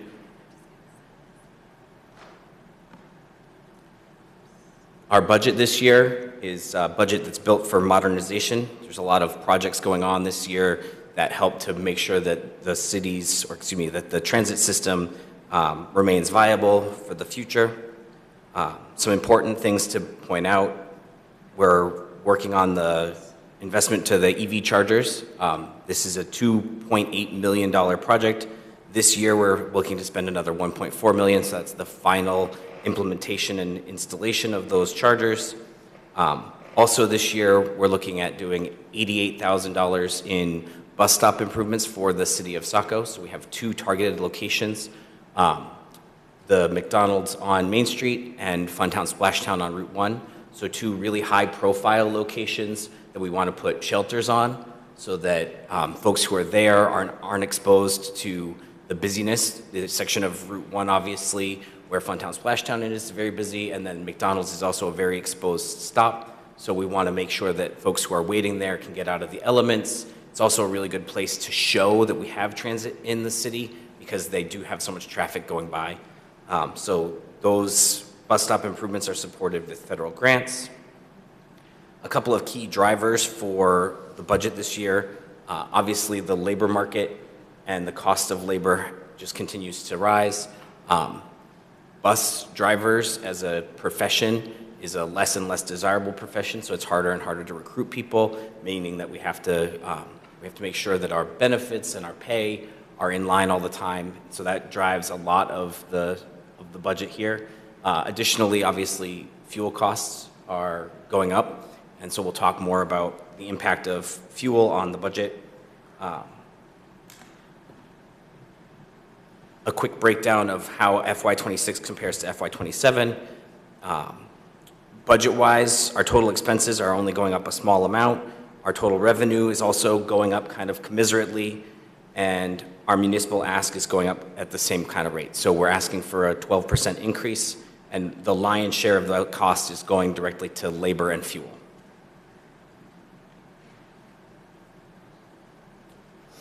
I mentioned how fuel has a huge impact on our budget. This year, unfortunately, our fuel contract actually happens to end basically at the start of this fiscal year.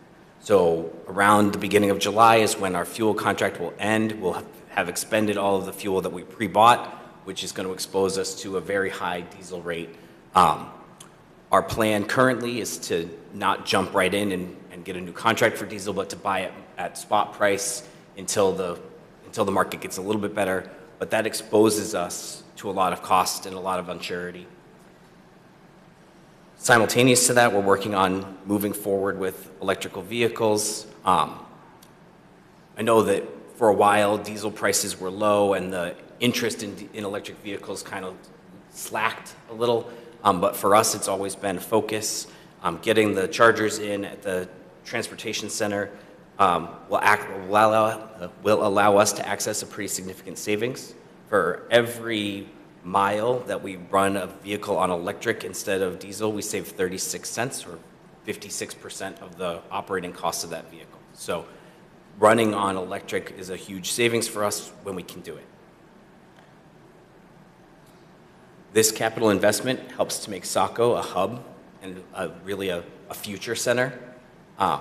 Having these overhead pantographic chargers will put Saco in a unique place in the country. There's not many communities that have overhead charging, certainly none as small as Saco. It will mean that we charge our vehicles in the middle of service, so every time they come back to the transportation center, we have the opportunity to hook up, grab a little bit more charge so that we can extend that vehicle and run it for the whole day of service. Even if it's cold or we're running a lot of heat or air conditioning, we'll be able to keep that vehicle running. Also, I wanted to point out that because of the work that we've done to secure grants and to work with the state to secure support from the state, this particular project has no local cost. So the installation of those overhead chargers comes without any local dollars going to local match. The state funding is supporting that instead. As I mentioned, labor is our largest investment by far. $3.3 million of our $4.4 million budget goes to labor and benefits. The remaining real lion's share goes to fuel and utilities. Grants are really how we fund ourselves. So 57% of our operations funding comes from federal grants and state grants. For every local dollar contributed, we bring in about $3 of government support. Our fare revenue this year was strong at $378,000, and that's consistent with the growing ridership. As I mentioned earlier, we try to partner with local businesses to help share the burden of the cost of providing transportation. So especially those services that are more focused on one business or more focused on one industry, we look for those businesses to help contribute. So the beach is a great example. Many of the businesses on the beach, many of the campgrounds contribute and help to pay for the service so that we're not asking the cities for that local match. I think this is a really good statistic. Every dollar that the region invests in transit returns $3 of federal money and returns $5 of economic return, according to the APTA study that was done last year. So for the city of Saco, that means that every 33 cents that you contribute, you get $3 of federal money and $5 of economic growth. Mentioned that we really want to invest in our drivers. Our budget this year includes a raise that's more than the current CBA requires to try to increase recruiting. If you're not aware, we did face some significant labor shortages and had to reduce some of the services that we were able to provide based solely on the fact that we just couldn't find enough drivers to do it. So we're hoping to increase recruitment by getting our wages more in line with market. Talk a little bit about the retention strategy, the cost of a vacancy. Obviously, having a spot open not only costs us more when we try to cover it with overtime, but it has an impact on the people who were hoping to use that bus. So, talked about those two stop improvements. Those are going to be about $88,000 worth of improvement to the city of Saco.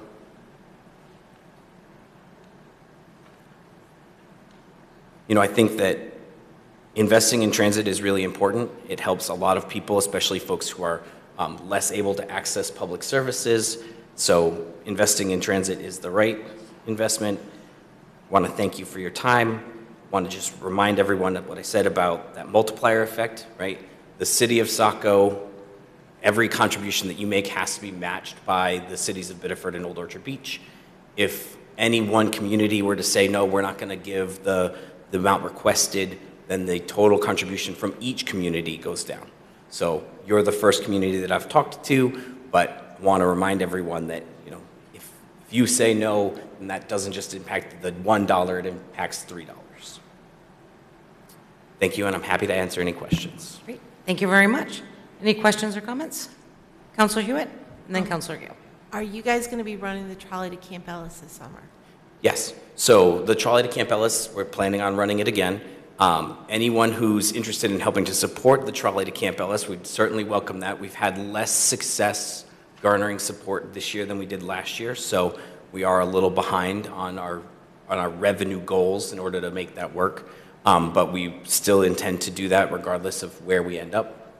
It is a pilot program, and so we're dedicated to making sure that it happens again this year. Thank you. Councilor Gale? Thank you, Mayor. Just a quick question on the EV side of things and the diesel cost. So looking here, the Saco EV capital cost was 0. So we didn't put in any money for the buses, right? So we're going to be saving on the operational costs when those come online? So the project that has 0 local dollars is the overhead chargers. So we were able to secure $200,000 of support discretionary funds from the state of Maine. So those don't have a local requirement. The buses, we do have local contribution. Gotcha. Okay. And so when are those, I guess, when are you going to start realizing the savings on the electric? So as of right now, we have one electric bus, battery electric bus that's in service. So when the chargers come online, we'd be able to keep that bus in service, hopefully for the whole day. So pretty immediately. But then we also are anticipating taking delivery of 2 more buses in November, which they start production in November. So we anticipate delivery in January and hopefully getting them on the road and in service in February. Thank you. Anyone else? Councilor Johnston? Thank you. Thank you for the presentation, and I guess welcome aboard. This is the first time you're before council. Kind of already answered my questions about diesel concerns with what's going on in the world. So I just have like an overall transportation industry question.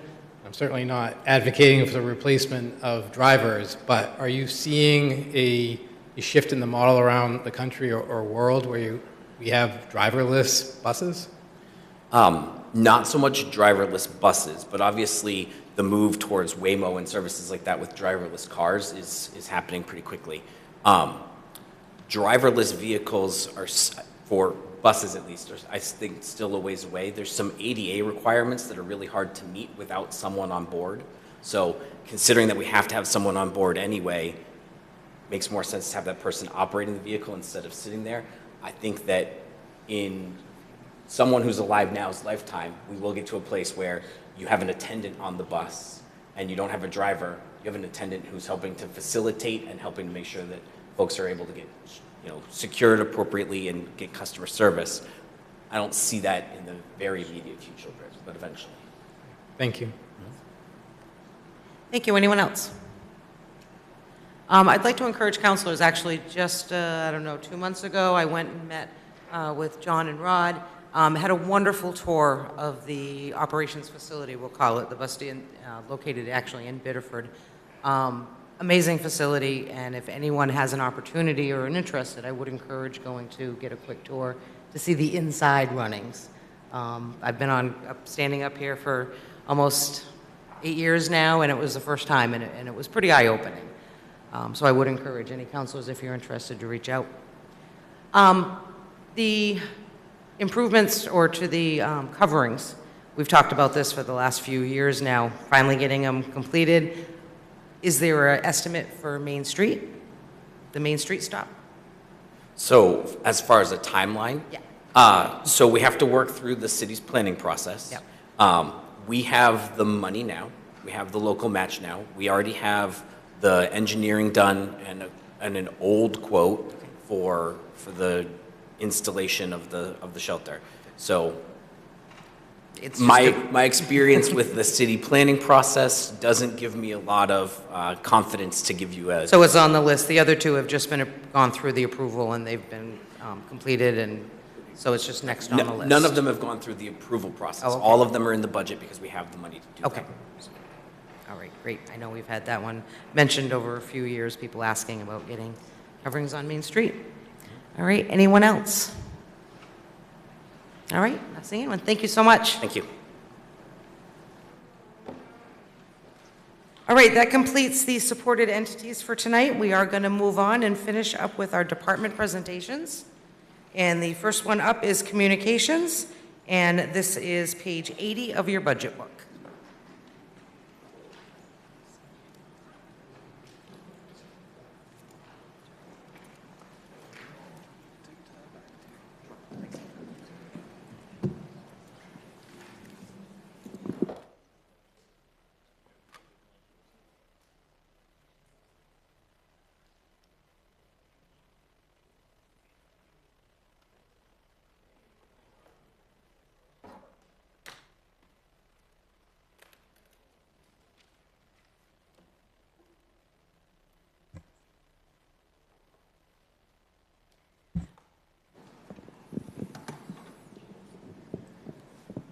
Okay, good evening, Mayor McPhail and City Councilors. Thank you for having me here tonight.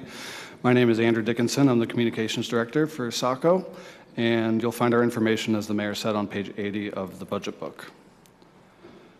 We're going to start out by talking about our organizational chart and personnel for the Communications Department. We're a small department.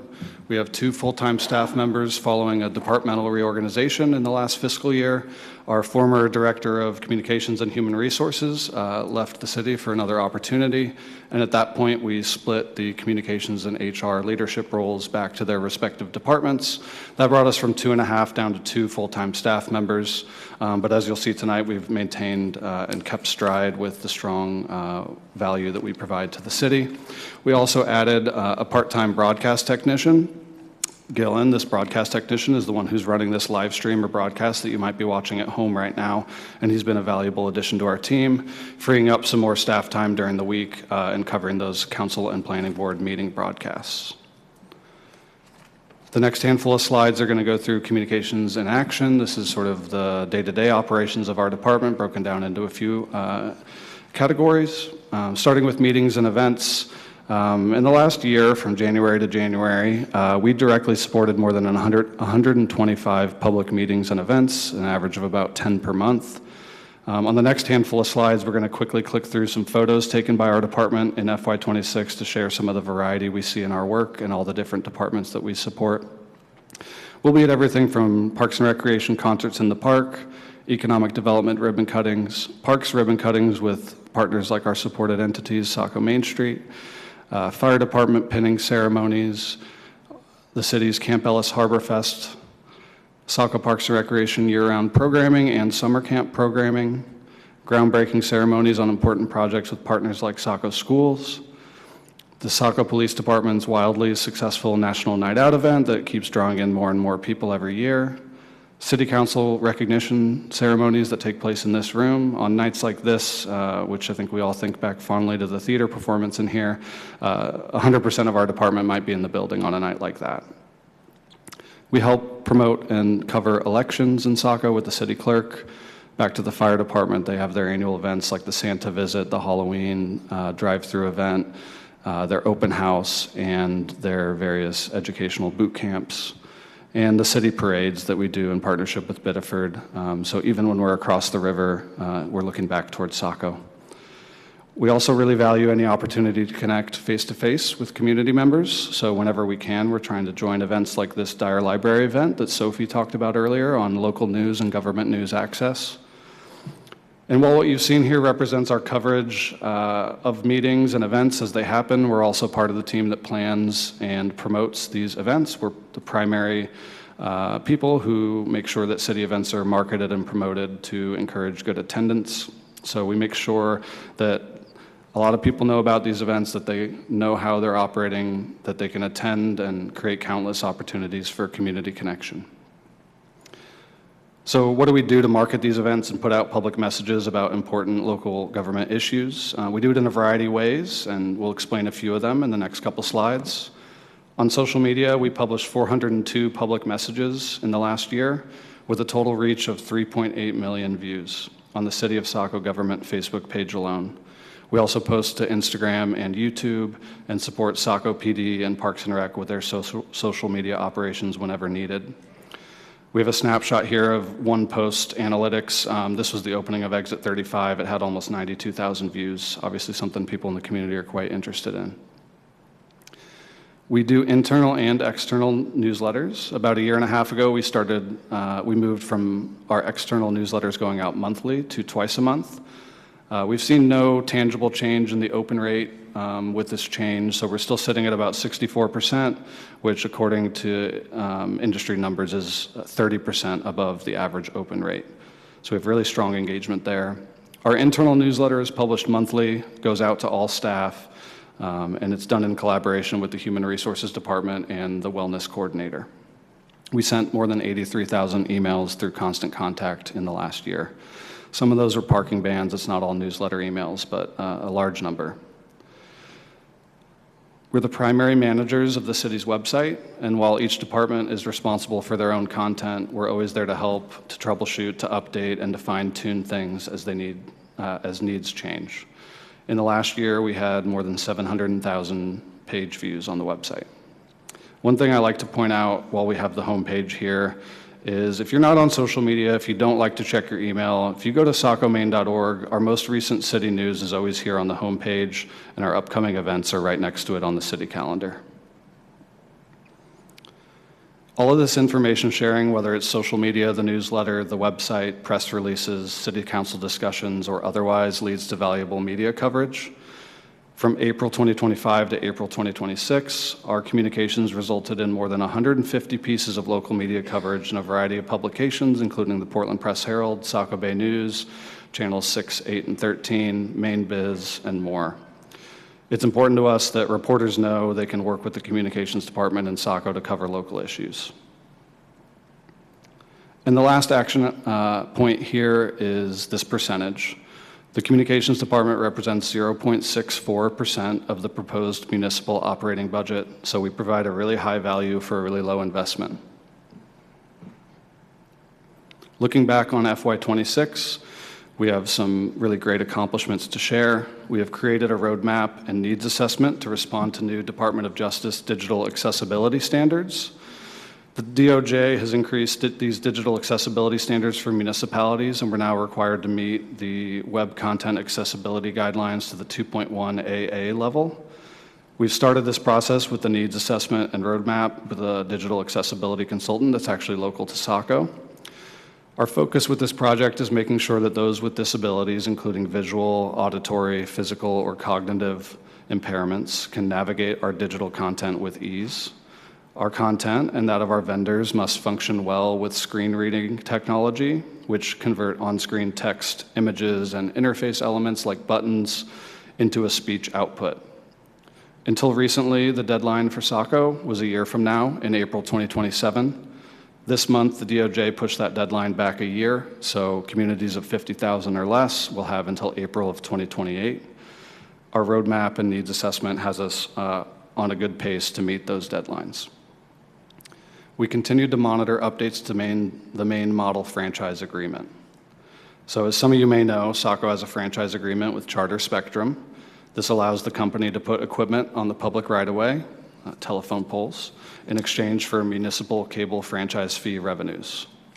These revenues have been used to offset costs for the communications department since its inception 7 years ago. While the agreement is still effective, it has been up for renewal for quite some time. Different factors from corporate mergers to new state laws have delayed the renewal negotiation process. For most of FY26, a new model franchise agreement was in the works to incorporate these recent changes to state law. We'll have more on this on the next slide. We installed 4 additional wireless microphone inputs in this room, the City Hall auditorium. This has made alternative meeting arrangements like you might see at the Traffic Safety Committee or at the Pepperell Park Committee function much more smoothly. We received quotes for hybrid meeting systems and additional city meeting spaces as requested last budget cycle by the council. And we supported all city departments with communicating valuable information to the Saco community, as you saw in the first half of this presentation. Looking ahead to FY27, we will continue that work of supporting departments with their communications needs. We have some really exciting new projects and new ways that we're going to establish to make that happen. First is the establishment and utilization of an ongoing statistically valid surveying service. So Saco has access to a group rate through Greater Portland Council of Governments for a service called Flash Vote, which would create a statistically valid and representative survey panel of Saco residents who we could periodically ask for feedback on city issues. We can survey this panel 4 to 8 times per year about whatever timely, ongoing, or recurring issues the council or staff need feedback on. Surveys stay open for just 48 hours, and return is high. So the results are quick, and we know that they are representative of our community within a margin of error that is dependent on the survey panel size. You need about 380 to get a 5% margin of error. FlashVote has a library of pre-existing surveys and will create custom surveys for us in a collaborative process. Results are calculated on an interactive dashboard, which is available to the public and can be filtered as needed, including by geography. So we will put a GIS map layer over this, and you could see results by ward, for example, or proximity to a specific location, like, say, a city park that's being redesigned. This service will ensure that the council and staff are making good decisions with good data. Social media, open online forums, and public meetings are often dominated by voices that may not reflect the overall feelings of the community. Statistically valid data is critical to making good decisions, and this will help us with that. Flash vote surveys also may be taken by phone, by text, or by email, so they're accessible to everyone. Anyone can join the panel, so there's no leaving people out or shutting people's voices down. And Flash vote will work with the city to make sure that the panel reflects the demographics of the city as it grows. Another way that we're going to try to expand our communications in FY27 is to expand our outreach to non-digital audiences, including older residents, through a semi-annual mailed print newsletter. I talked about local news coverage earlier, and I would assume everyone here is aware that in March of last year, the Biddeford Saco Courier ceased its print publication. The Courier was really one of our last avenues to get something to people's doors for those who might not be comfortable navigating the online landscape. So included in our budget is a semi-annual mailed print newsletter to address this need. It's about $7,000 per run, including print and postage, and would be sent through the Postal Service's Every Door direct mail system, which means it will go to apartments as well. We'll continue the cable franchise renewal process and consider a cable franchise fee audit. So as I said on the last slide, we've been waiting on a new model franchise agreement backed by the Maine Community Media Association. We recently got word that this has been completed, and we'll be reconvening the cable committee this year to move this process forward again. Lastly, we'll add another 4 wireless microphone inputs in the City Hall auditorium. That'll bring us to 10 wireless microphones, making alternative meetings even smoother. And the DOJ's accessibility fixes will be on a priority for us in FY27. Moving on to our budget, there's just a few numbers here that I'll point out on the overview slide. First, our overall budget is down 5.3%.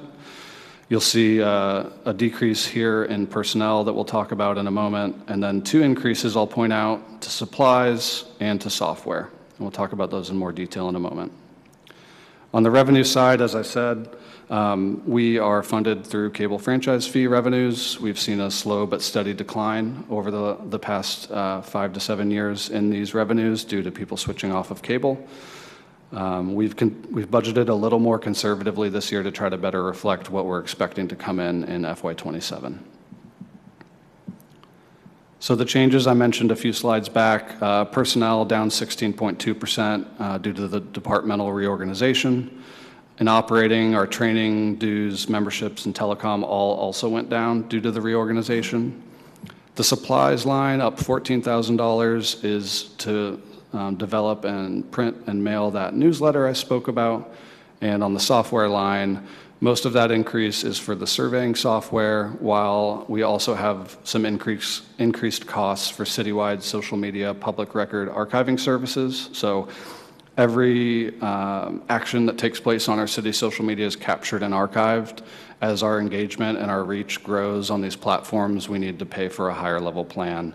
The request is staying with our current vendor, who we're very satisfied with, but we're also going to explore our other options.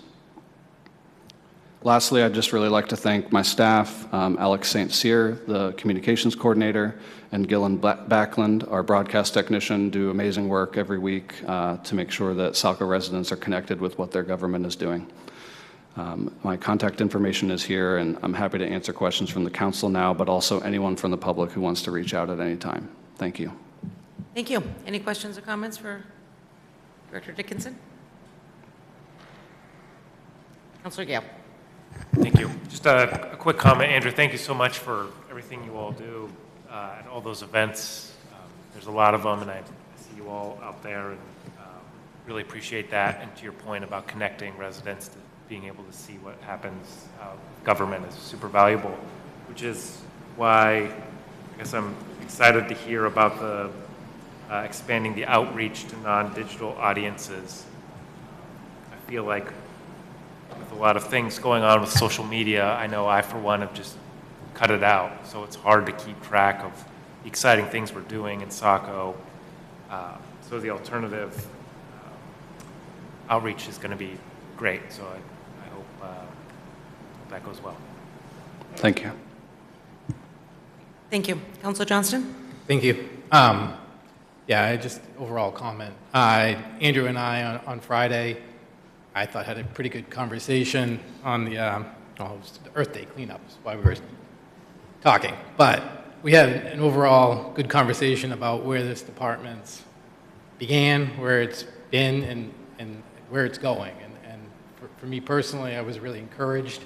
I've been impressed how this started, where it's gone, and it's really to a point, as we look at those declining revenues, where it's an integral part of the municipality now. And I think it's important that as we move forward, we can't prevent people from unplugging, so to speak, but we need to keep funding it. And so, just, again, kind of plugging, in future years that, we're seeing this expand beyond what it started as. To Councilor Gale's point, I also was encouraged by hearing of a print newsletter, because I know there's a large percentage of the senior population that isn't online.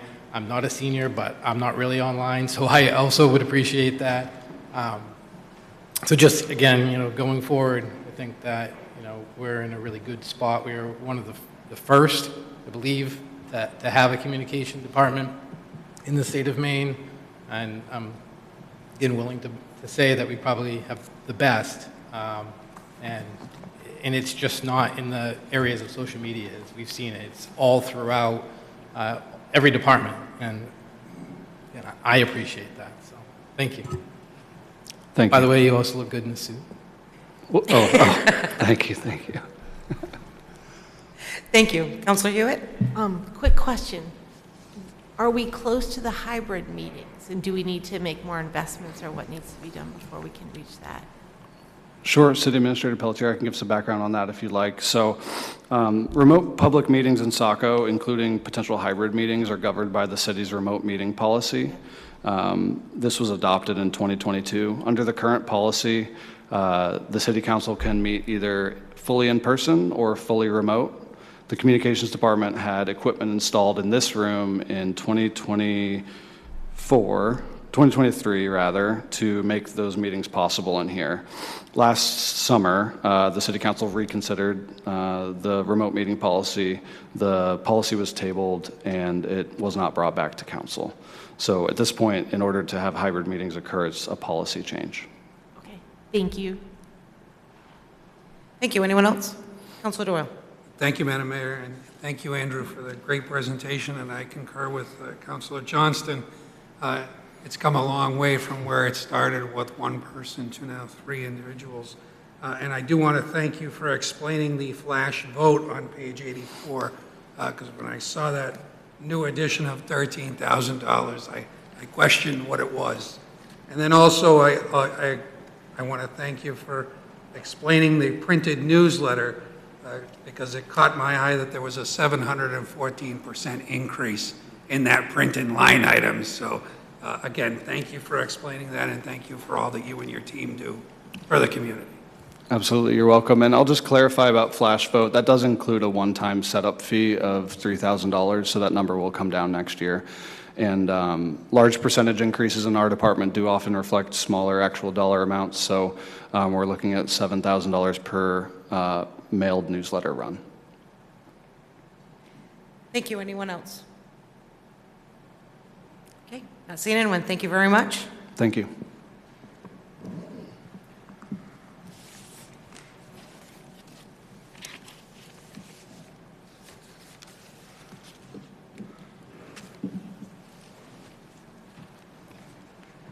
Okay, next on the list is the Human Resource and Fringe Benefits, and that is page 74 of your budget book.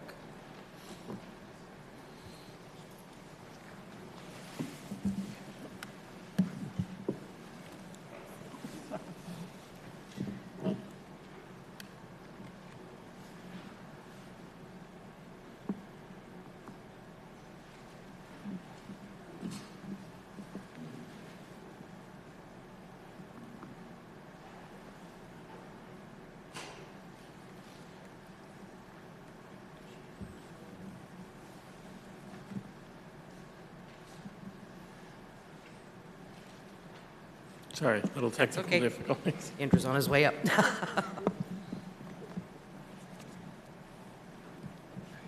think I got it.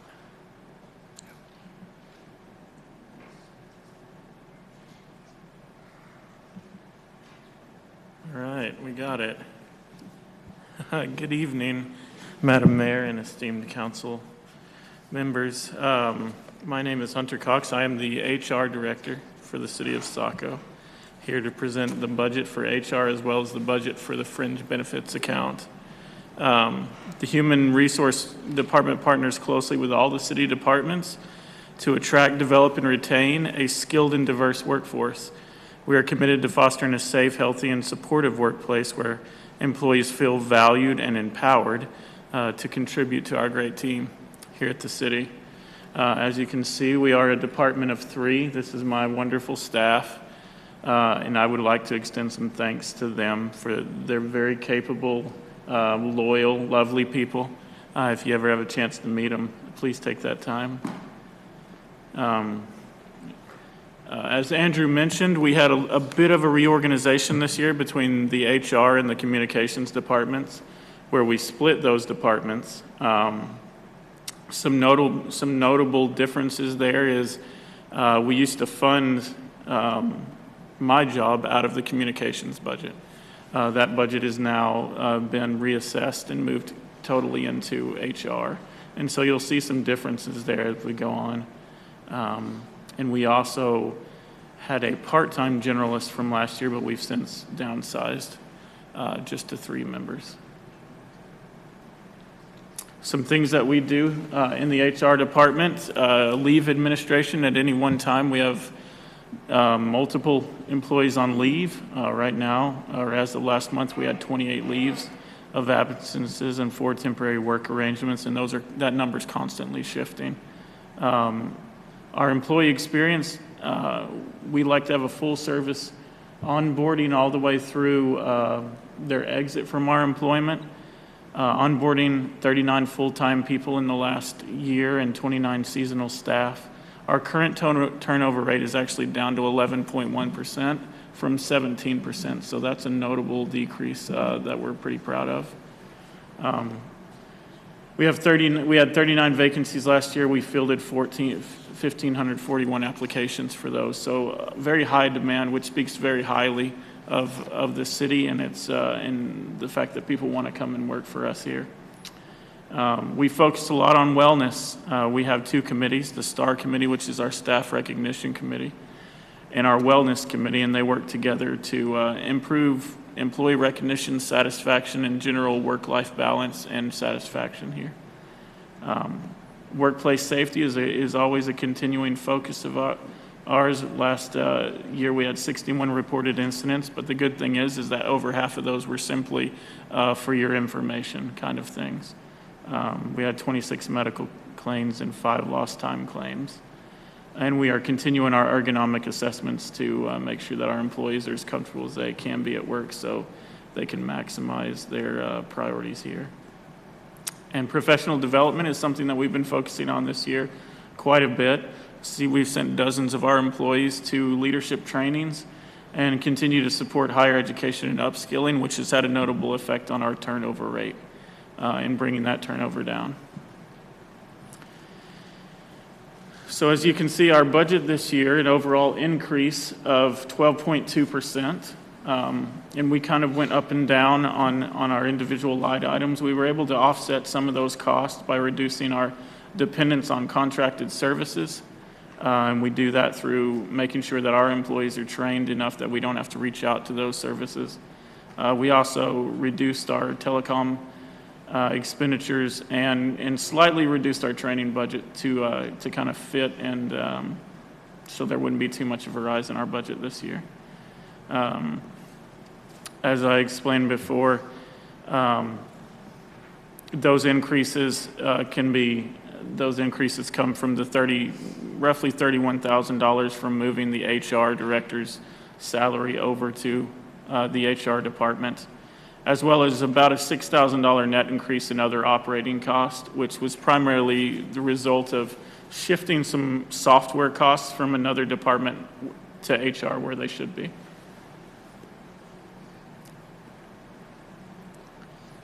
So in 2026, we had a focus on utilizing the tools that we have. Our HRS system is very powerful, and it takes a little while to learn that system. But by continuing to train on that, we've reduced times and increased our productivity, and it's allowed us to be able to work with 3 people instead of 3.5 people. Alongside that, continued focus on our employee wellness. We have a great committee that takes care of that, super focused on making sure our employees feel valued, which also has a notable impact on our turnover rate. So we've been continuing to focus on wellness and offering incentives that give the employee kind of the full life experience. And we have also been able to strengthen, this was a thing that Emily Maroy, my predecessor, really focused on, was making sure that we had good succession in the department. So when we lose key employees, we always have somebody to backfill that position, and we like to promote from within. So that she laid kind of the foundation that allowed us to continue to do that. So some of our goals, we're going to continue to focus on our employee recognition and our employee wellness programs because we're seeing a really good impact from that. It's not enough that people, that we pay them the right amount. They have to feel like they're contributing, that they're recognized, that they're valuable employees. And so we've put a pretty notable emphasis on that, especially in the last few months. We've worked really hard with Michelle Beasley, who's our administrative assistant. She's done a lot of work on this, as well as Amelia from REC, Amelia Foster, and she's our wellness director at this time, and she's done an incredible job. We're continually trying to strengthen workplace safety efforts. We're a little higher than I'd like to be as far as injuries go, but I think that we're on the right track to reducing those injuries. We have good departments head and good safety measures in place, and we're proactively assessing those and meeting with our safety committee to make sure we get those down. And we are continuing to refine our core HR processes and making them more integrated with the different departments. That's always a challenge to make sure that what we do in HR integrates independently with each department. And so that we don't get in the way of their operations and so that they have positive experiences with us.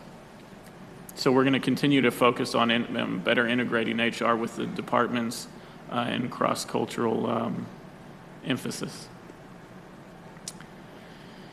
So at this time, that's our HR budget. I'd like to open it up for questions before we get into fringe benefits. Any questions or comments for Director Cox before we jump to the next one? Okay. So fringe benefits, it's one of our bigger budgets here at the town, and it's primarily where we're able to focus on what the employees need overall. We've had some notable increases this year. Our fringe benefits budget went up 14.4%, or just a little over $1 million, and that seems like a lot. That's a 14.4% increase, and that actually that tracks with what we've done every year. It's around that number. The increases mainly come from, we had a 12% increase in health insurance coverage. Nationwide, the health insurance coverage has gone up between 6 and 26%. So we fell right in the middle. That's what our provider was able to do, and they provide us with extremely good coverage. So we felt it was a good thing to stick with them. We had a 15% increase in dental insurance as well, and that just follows national trends. We had additional increases in our workers' comp premiums. Retirement costs are going up for us a little bit every year. We have a workforce that is, at least a third of our workforce is over the age of 50. And so in the municipal government arena, we tend to have workers who stay for a very long time. So right now we're having between 4 and 7 retirements a year. And so retirement costs have gone up. FICA taxes, those adjust every year. That's a federal number. And then employee leaves, we're starting on May 1st is the new paid family medical leave program. We've tried to buffer our budget a little bit to compensate for that. So, do you have any questions about the fringe benefits account? Great, thank you. Any questions or comments?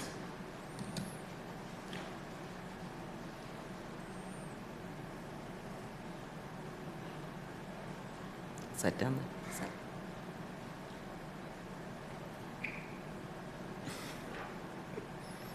All set, Councilor Johnson? Looking quick. Okay, just want to make sure before we... Okay. I think we're all set. All right, thank you. Thank you very much. Appreciate it.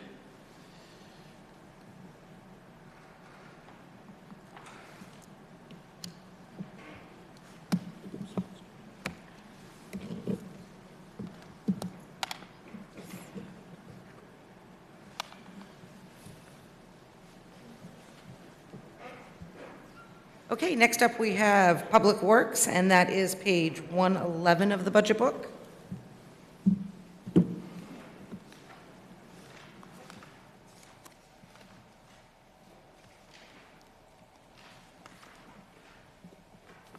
And then Director Moore, right after that, will be doing the capital budget as well.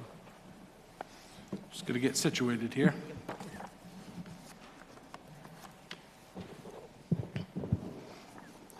Good evening, Mayor, Council. Appreciate the opportunity to provide the Public Works fiscal year 27 budget presentation. As the Mayor noted, this can be found on page 111 of the budget book. So first off, I'd just like to go over the organizational chart. I have to recognize the dedicated and talented staff that I have, the honor of leading each and every day. These folks certainly make it a joy to come into work every day, and I'm, pleased to provide them with direction each and every day. One item that I'd like to highlight on the personnel here is we are requesting one additional full-time truck driver position. One of the big challenges that we have, especially during the winter season, is our folks after 24 hours, we send them home for 8 hours, and depending on the timing of the storms, that can be a challenge. So having that extra body will really help out with some of that plow coverage, as well as not a lot of times we'll take a sidewalk operator who has a CDL and shift them into a truck, so it just gives us a little more flexibility. We'd like to highlight some of our actions that we provide each year. So iWork is our online service request portal where residents and business owners and visitors can go and report an issue that they find along the roadways, or to do with their trash or sewer, anything like that. So last year, or fiscal year 25, I wanted to provide a whole fiscal year, so I went with fiscal year 25 for a lot of these statistics. So we had 1,693 service requests, and out of those, 90% of those were related to Public Works. We currently have 16 traffic signals. That's an increase of 1 traffic signal from last year. We had the addition of the signal down at York Hill. Our garage service, they provide 854 scheduled services in fiscal year '25. Those are scheduled, those are not, middle of the night breakdowns or any unscheduled. Those are just scheduled oil changes, services. Opening permits, for fiscal year '25, we had 76 street opening permits. Anytime that a contractor is working within the right-of-way, they need to come in, get a street opening permit for us. We're making sure that the contractor's signed up with the city, properly insured, bonded, things like that. So that's 76 opening permits there.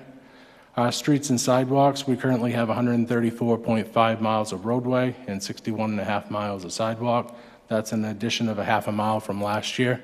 We accepted the new development, Amari Court up off of Jenkins Road. And we have 2.2 miles of city-owned tracks. That's roughly between North Street and through the industrial park. For our 26 accomplishments, we are working on the citywide transportation master plan. We've been talking about that a lot. We've made some good progress the last couple of months. We're really excited to have that draft plan to share with you all this summer. Last year, we did provide an app toolkit that was deployed with a partnership of Casella Waste. This prioritizes and standardizes the locations to get up-to-date notifications, education, and frequently asked questions. So this is kind of a one-stop shop. You can go and get any information that you're looking for related to trash and recycling.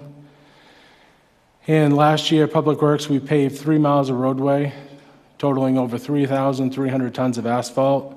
And Maine DOT paved an additional 3.9 miles of roadway. So that amount of roadway that we paved is just over 5% of our total infrastructure.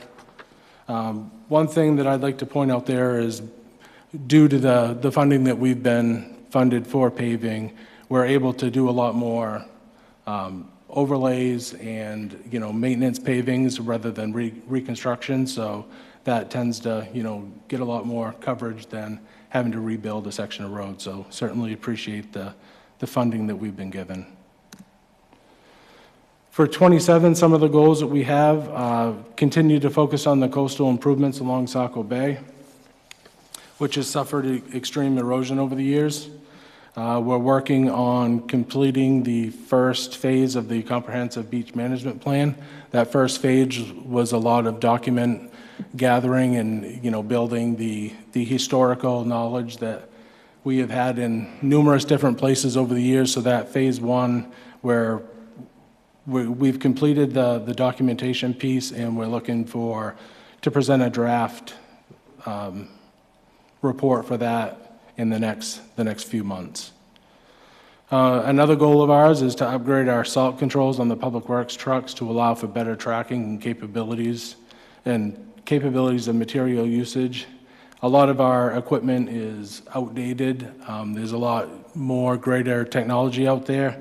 This will allow us to better utilize the software, as well as being able to track our material usage better, as well as the cycle times. So a lot of the new technology will allow you to kind of show some efficiencies that, one truck that's not plowing that route may be driving by that route more than the truck that's actually, plowing the route. So it allows for some efficiencies there.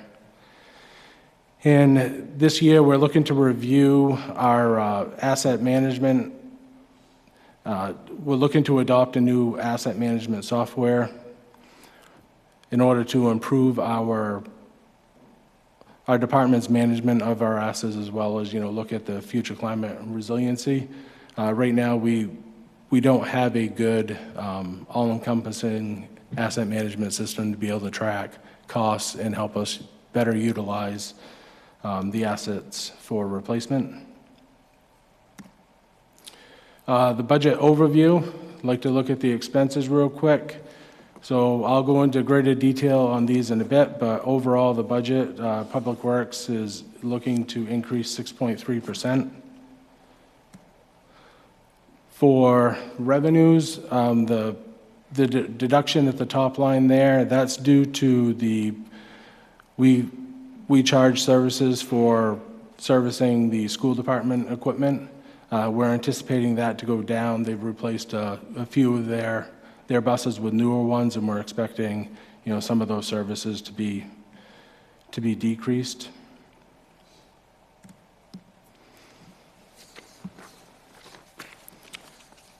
So for fiscal year 26 to 27, like I said, we have a 6.3% increase.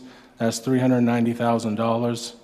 So of that, $241,000 is our solid waste and tipping fees. So our curbside collection contract, we have a 5% increase in that. We're going to be in year 2 of the 5-year contract that we have, and tipping fees are estimated to be increased 4%. And then we're increasing our winter chemicals and sand line. That's for our winter operations, just due to, a little bit of increase in mileage from last year. The hazardous waste collection has been increasing. This is shared between Saco, Old Orchard, Biddeford, and Scarborough. So there's a lot of residential growth. So we see a lot more attendance at those events. And also just the continued increase of cost of items like asphalt, aggregate, street supplies make up the remaining amount. Are there any questions that anybody may have? Great. Thank you very much. Any questions regarding the public works side? Councilor Johnston? Thank you. Back in the budget overview, I've seen there's 2 stand-alone lines. They've been there the last couple of years, the Winter Street and Summer Street maintenance. Just what are those? So what we tried to do was take our winter activities, like our, pothole patching, our coal patch, some of those line items that are related to winter, and lump them in one category. And then our summer activities that are related to, more like your traditional street sweeping, paving, sidewalk maintenance, we've tried to put those line items in a summer one. Makes sense. When I read it, I thought it was specific to Winter Street and Summer Street, Oh. but now it makes more sense. So I appreciate that. And then just overall, when discussing, the operating increase, you cited the increased cost associated with, accepting new streets. Is there a specific formula you use in general to determine what these acceptances are increasing? It's just something I've thought for a long time for both the planning board and the council would be beneficial to understand as we've grown. We've added X amounts of streets, what that actually is, impacting the budget. Yeah, so the ones that we really look at is we know roughly what we're going to use for winter, salt and sand. That's fairly easy to calculate just based on the number of mileage that we accept. The other items of that, we also look at, plow miles and stuff. When we accepted Park North, we had to add an additional truck. So that was, that increased the budget quite a bit. So we're not to a point where we're going to need any more additional trucks or anything right now for what's being proposed, but we're certainly working on something to be able to quantify as those projects go through the planning process and come to council for acceptance to have that formula. So we're working on that. That's certainly a goal of mine to put together. Okay, yes, I would appreciate that. I think it's hard to predict because, some years you might not accept any roads and others you might accept 7, but it has been for a long time been something that, I've been concerned with just because we've seen such, growth. So I'm happy to hear that the department's trying to create some kind of formula. That's, I guess, all I've got. Outside of, I do want to say, when you took the position, you had pretty big shoes to fill, coming from Pat Fox or taking over for Pat Fox, and I just want to say that I think you've done an exceptional job. Appreciate that. The rest of council shares that, and I've, appreciate working with you, specifically through traffic safety, but I think you're your experience, your expertise in the area definitely shows, and you're really easy to work with. So I appreciate that. Thank you. Thank you. Thank you. Anyone else? Councilor Doyle? Thank you, Madam Mayor. Thank you, Director Moore. I just had a question. So this additional truck driver position, you kind of hit on the importance of it in the wintertime. What are they going to be doing in the summertime? So in this summertime, we'll be able to, we always have folks that are, on vacation and things like that.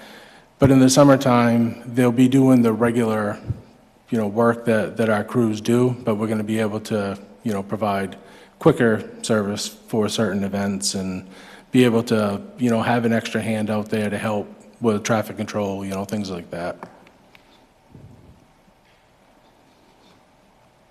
And so if you have an extra hand, if you've hired an additional person and you don't have to, you can allow people to take time off, you still need to maintain your overtime line item stagnant from last year.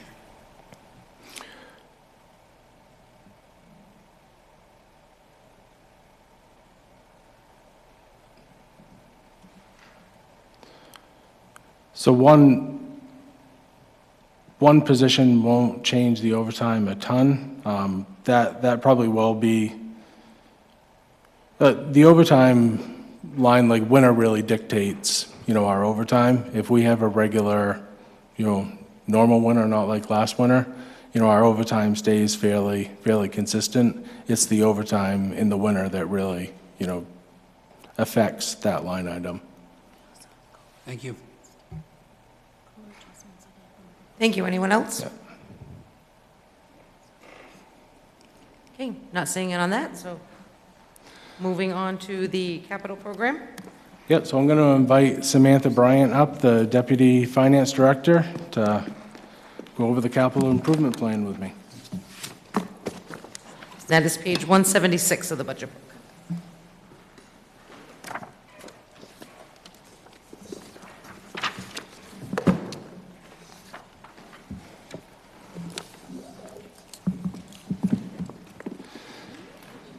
So we're going to move on to the capital improvement plan. As the mayor stated, that is on page 176 of the budget book.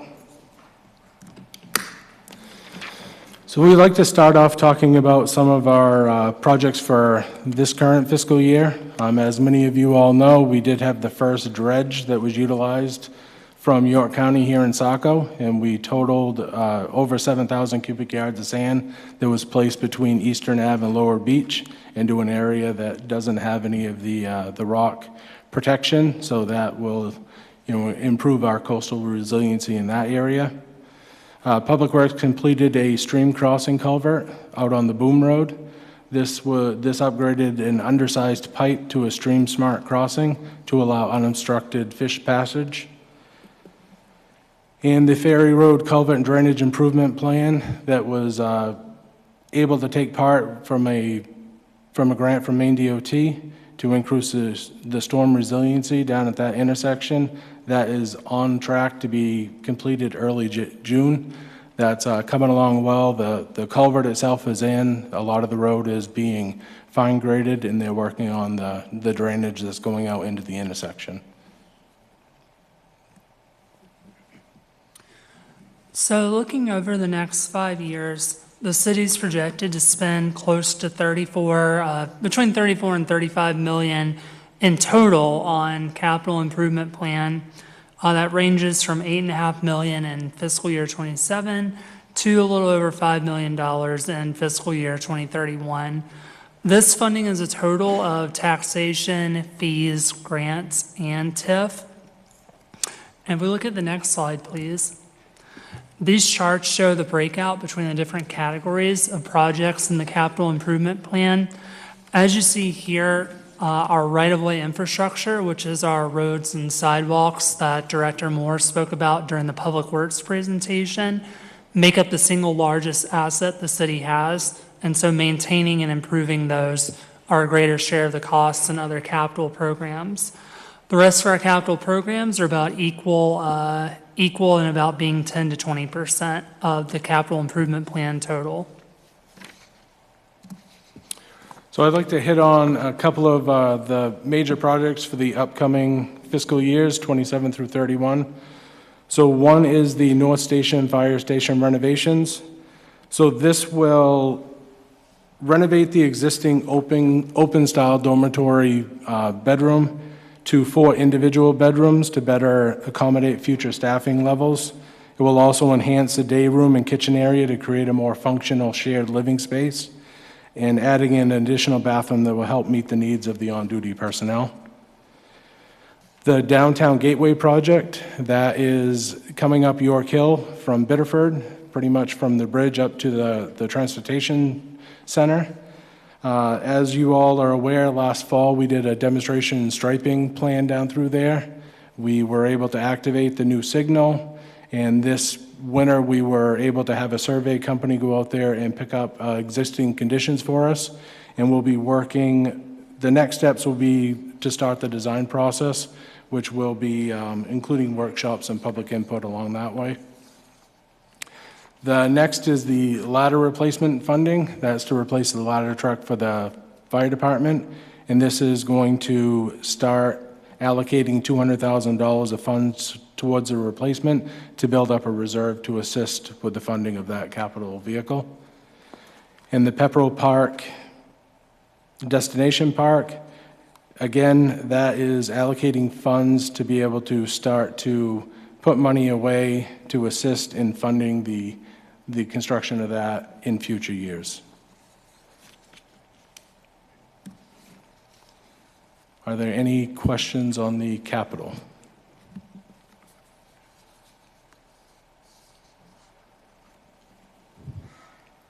Any questions?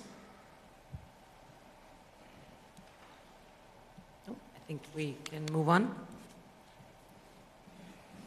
All right, thank you. All right, thank you very much.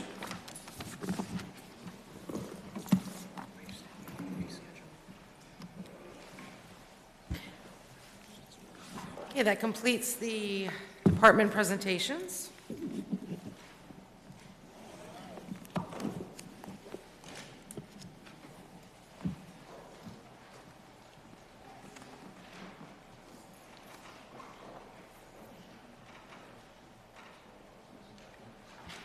All right, so next up, item B is a review of the fee schedule for the fiscal year 2027, and that is on in your budget book on page 28.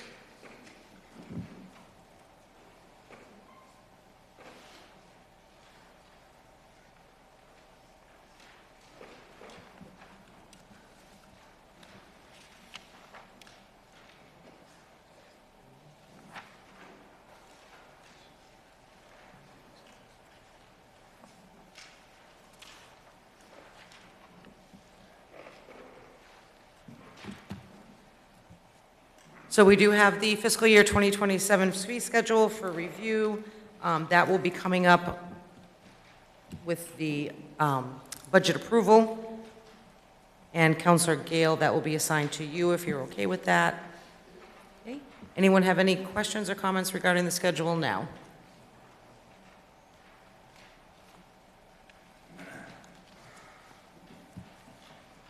Councilor Johnston? Thank you. See if I can find it again.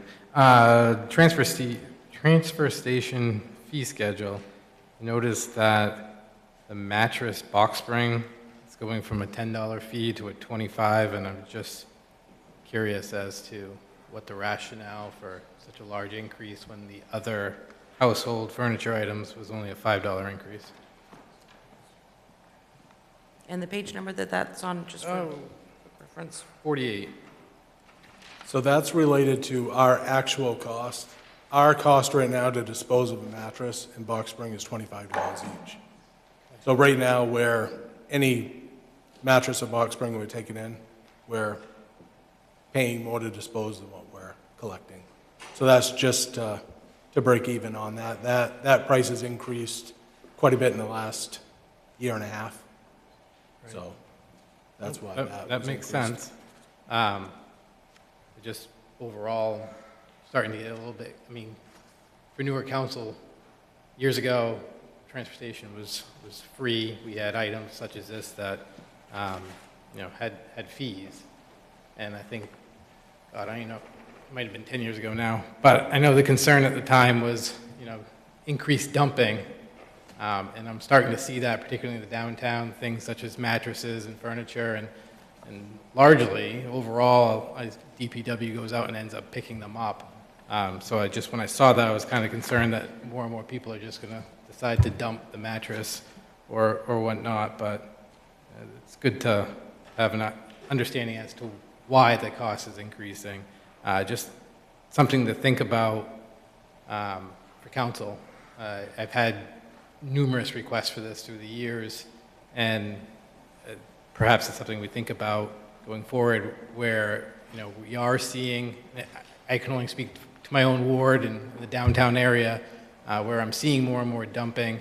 I'm wondering if perhaps it may make sense in the future to have like a household good pickup day like several other communities have, understanding there's a cost associated with it, but if DPW is ultimately going to pick up the stuff that I see thrown on abandoned lots, maybe it makes sense to offer that, and then we won't have furniture and everything else dumped. But like I said, it's not pertinent to this budget, but something I think we should consider.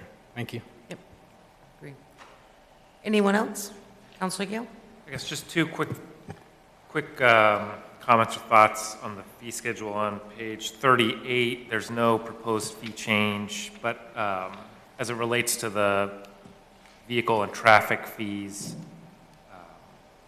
just looking at the current fee for some of these, such as parking within 10 feet of a crosswalk or parking within 20 feet of an intersection, I think it's both of those violations, I guess, in my mind, present pretty significant safety issues that, again, for me, are similar to parking in a fire lane or parking on a sidewalk.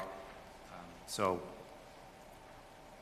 I guess I would like to see those increased, or at least maybe be on parity, but just a thought for council as we move forward. And then just real quick on the Parks and Rec increases on page 45, just a note or just a thought as we move forward. And while I definitely understand and appreciate trying to keep expenses in line with, or keep revenue up in line with expenses, just the impact to families who utilize this program for not only school time, but also the summertime, family that was to do that all year.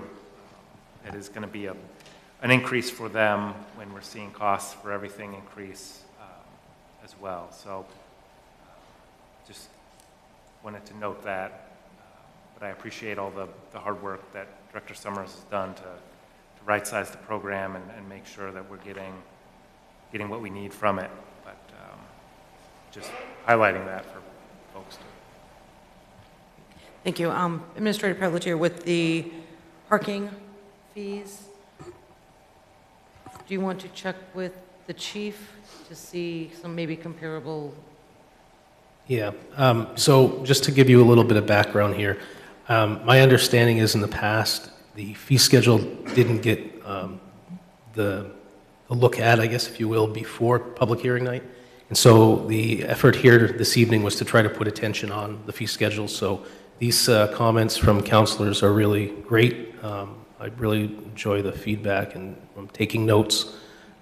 So staff will come back after the public hearing next week when we have our workshop on the budget in capturing all of these comments and also following up with other communities to see where we are falling in line or not.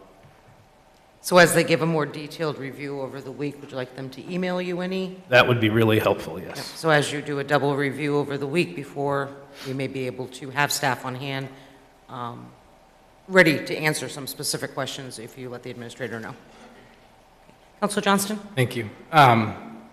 Certainly, I'm not trying to persuade anybody from making changes to the fee schedule, but I think it's important to point out specifically with your comments about Chapter 211, those fees are tied to the code.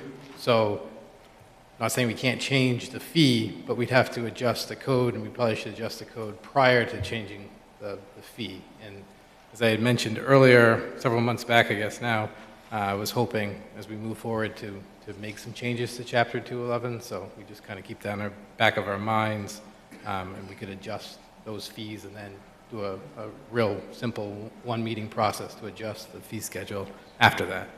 So just as you're reviewing, if you look through the table, it cites the chapter, and a lot of these are tied to code. So, thank you. Thank you, Councilor Johnson. That reminds me of something else. And some of these fees are tied to state law, and we can't change them because they have statutory limits.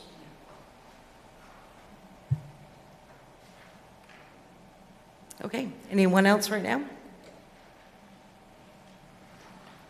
Okay, not seeing anyone. All right, so we will move on now to item C, and that is the repeal of section 9.3 of the Employee Handbook titled Parental Leave due to conflicts with Maine's new Paid Family and Medical Leave Act and resulting administrative difficulties. Administrator Pelletier. Thank you, Madam Mayor. I'll ask Director Cox to come up to the microphone and give a brief overview over why we're proposing this. So, as you know, it's starting May 1st, the Maine's paid family medical leave comes into play. We've been kind of preparing for that for a year, and one of the hurdles that we looked at was how that was going to affect our own current policies. One of the areas that we found that were going to be particularly challenging was our own parental leave. So, right now, the city offers 4 weeks of paid parental leave to anyone who's expecting a child or adopting a child. And that's an important part of our benefits, and we really feel it's supportive of the employees. However, the legal and administrative hurdles that we encountered with meshing that with the paid family medical leave were just kind of too much for us to overcome. We actually, Administrator Pelletier asked us to look into several ways to kind of mesh them together. And we spent 2 or 3 weeks, our benefits manager, Carolyn Civic, spent a few weeks trying to pitch scenarios and come up with it, and in the end, we just couldn't make them fit together. And so right now, we're asking the council to kind of repeal that section. It's something that we're going to be looking into in the future as more clarity comes from the state and as more of the regulatory scheme comes together. We may offer something in the future, but just to let you know, the employees are not losing a benefit, and that was important for us to make sure they weren't losing that benefit. So they're still going to get their 12 weeks from the state program at an 80 to 90% compensation rate. And so they're actually getting a better benefit than what they were getting under our plan. So that was important for us. Do you have any questions about that? Great. Thank you. Anyone with any questions or comments? Will this be coming back for an official council approval? Yes. Okay, so this will be coming back to council once it is drawn up and presented. Thank you. Okay, moving on to item 10, that is administrative update. Administrator Pelletier. Thank you, Madam Mayor. First on the update is Public Works hours. Effective Monday, May 4th, the Saco Public Works will be trialing a 6-month pilot program to evaluate closing public works early on Fridays with a schedule as follows. Monday through Thursday, 6:30 a.m. to 3 p.m., and Fridays from 6:30 a.m. to 12:30 p.m. Public Works employees working this new schedule will still have a 40-hour work week with no change in compensation or benefits. The Saco transfer station hours will not be adjusted as part of this pilot program and will be coming back to council after the pilot program to report on the outcome of that. The Army Corps jetty construction work, residents and visitors may notice increased activity at the Camp Ellis Pier in Saco Bay near the jetty this month as the U.S. Army Corps of Engineers and their contractor Mohawk Northeast begin work on the Section 111 Shoreline Mitigation Project, locally known as the Jetty Spur Project. Construction in the water will begin in May after the existing jetty is reinforced. The contractor estimates that it will take roughly 1 month to construct each 50-foot section of the spur jetty. Expected completion is currently set for August 2027, but this timeline is subject to change. You can follow along about more information on our website at sacomaine.org/Camp Ellis. April 20th to the 24th was National Work Zone Awareness Week, and we're asking community members to take the pledge to drive safely near work zones. Learn more and take the pledge to drive safely at maine.gov/DOT/pledge. Fire Department Open House. Please join us for a day of exploration, education, and fun, where attendees can meet our firefighters and emergency medical service providers, tour the facility, sit inside a fire truck or ambulance, and more. We're looking forward to seeing you at Central Station, located at 271 North Street, on Saturday, May 16th from 9 a.m. to 12 p.m. The Community History Project. We're excited to announce the launch of the Saco Community History Project. This was a collaboration between Saco Planning Department, Historic Preservation Commission, our city historian, Communications Department, Dyer Library, Saco Museum, the Saco Public Works Department, administration, and community partners. Each sign includes a link and QR code directing viewers to online content. The project is funded in part by a $22,000 grant from the Historic Preservation Fund. View the Community History Project brochure, including a map of sign locations at sacomaine.org/history. Northern New England Passenger Rail Authority, NEPRA Open House. NEPRA is hosting an open house this Thursday, April 30th, from 5 to 6:30 at the Dyer Library. There will be information shared regarding opportunities to increase service frequency for the Downeaster train service serving Saco, including a new planned inbound morning service from Wells to Portland, and other opportunities to improve Downeaster access to other modes of transportation in the region, and specifically here in Saco. And upcoming council meetings are May 4, May 11, and May 18. Thank you. Thank you. Any questions or comments for the administrator? Councilor Hewitt? Quick question. I saw that the Route 1 paving isn't going to happen this year. With that being moved, is there still going to be a demonstration project on the other side of Route 1? We're still waiting word back from DOT on that, and that'll go back to traffic safety for a further update. Thank you. Anyone else?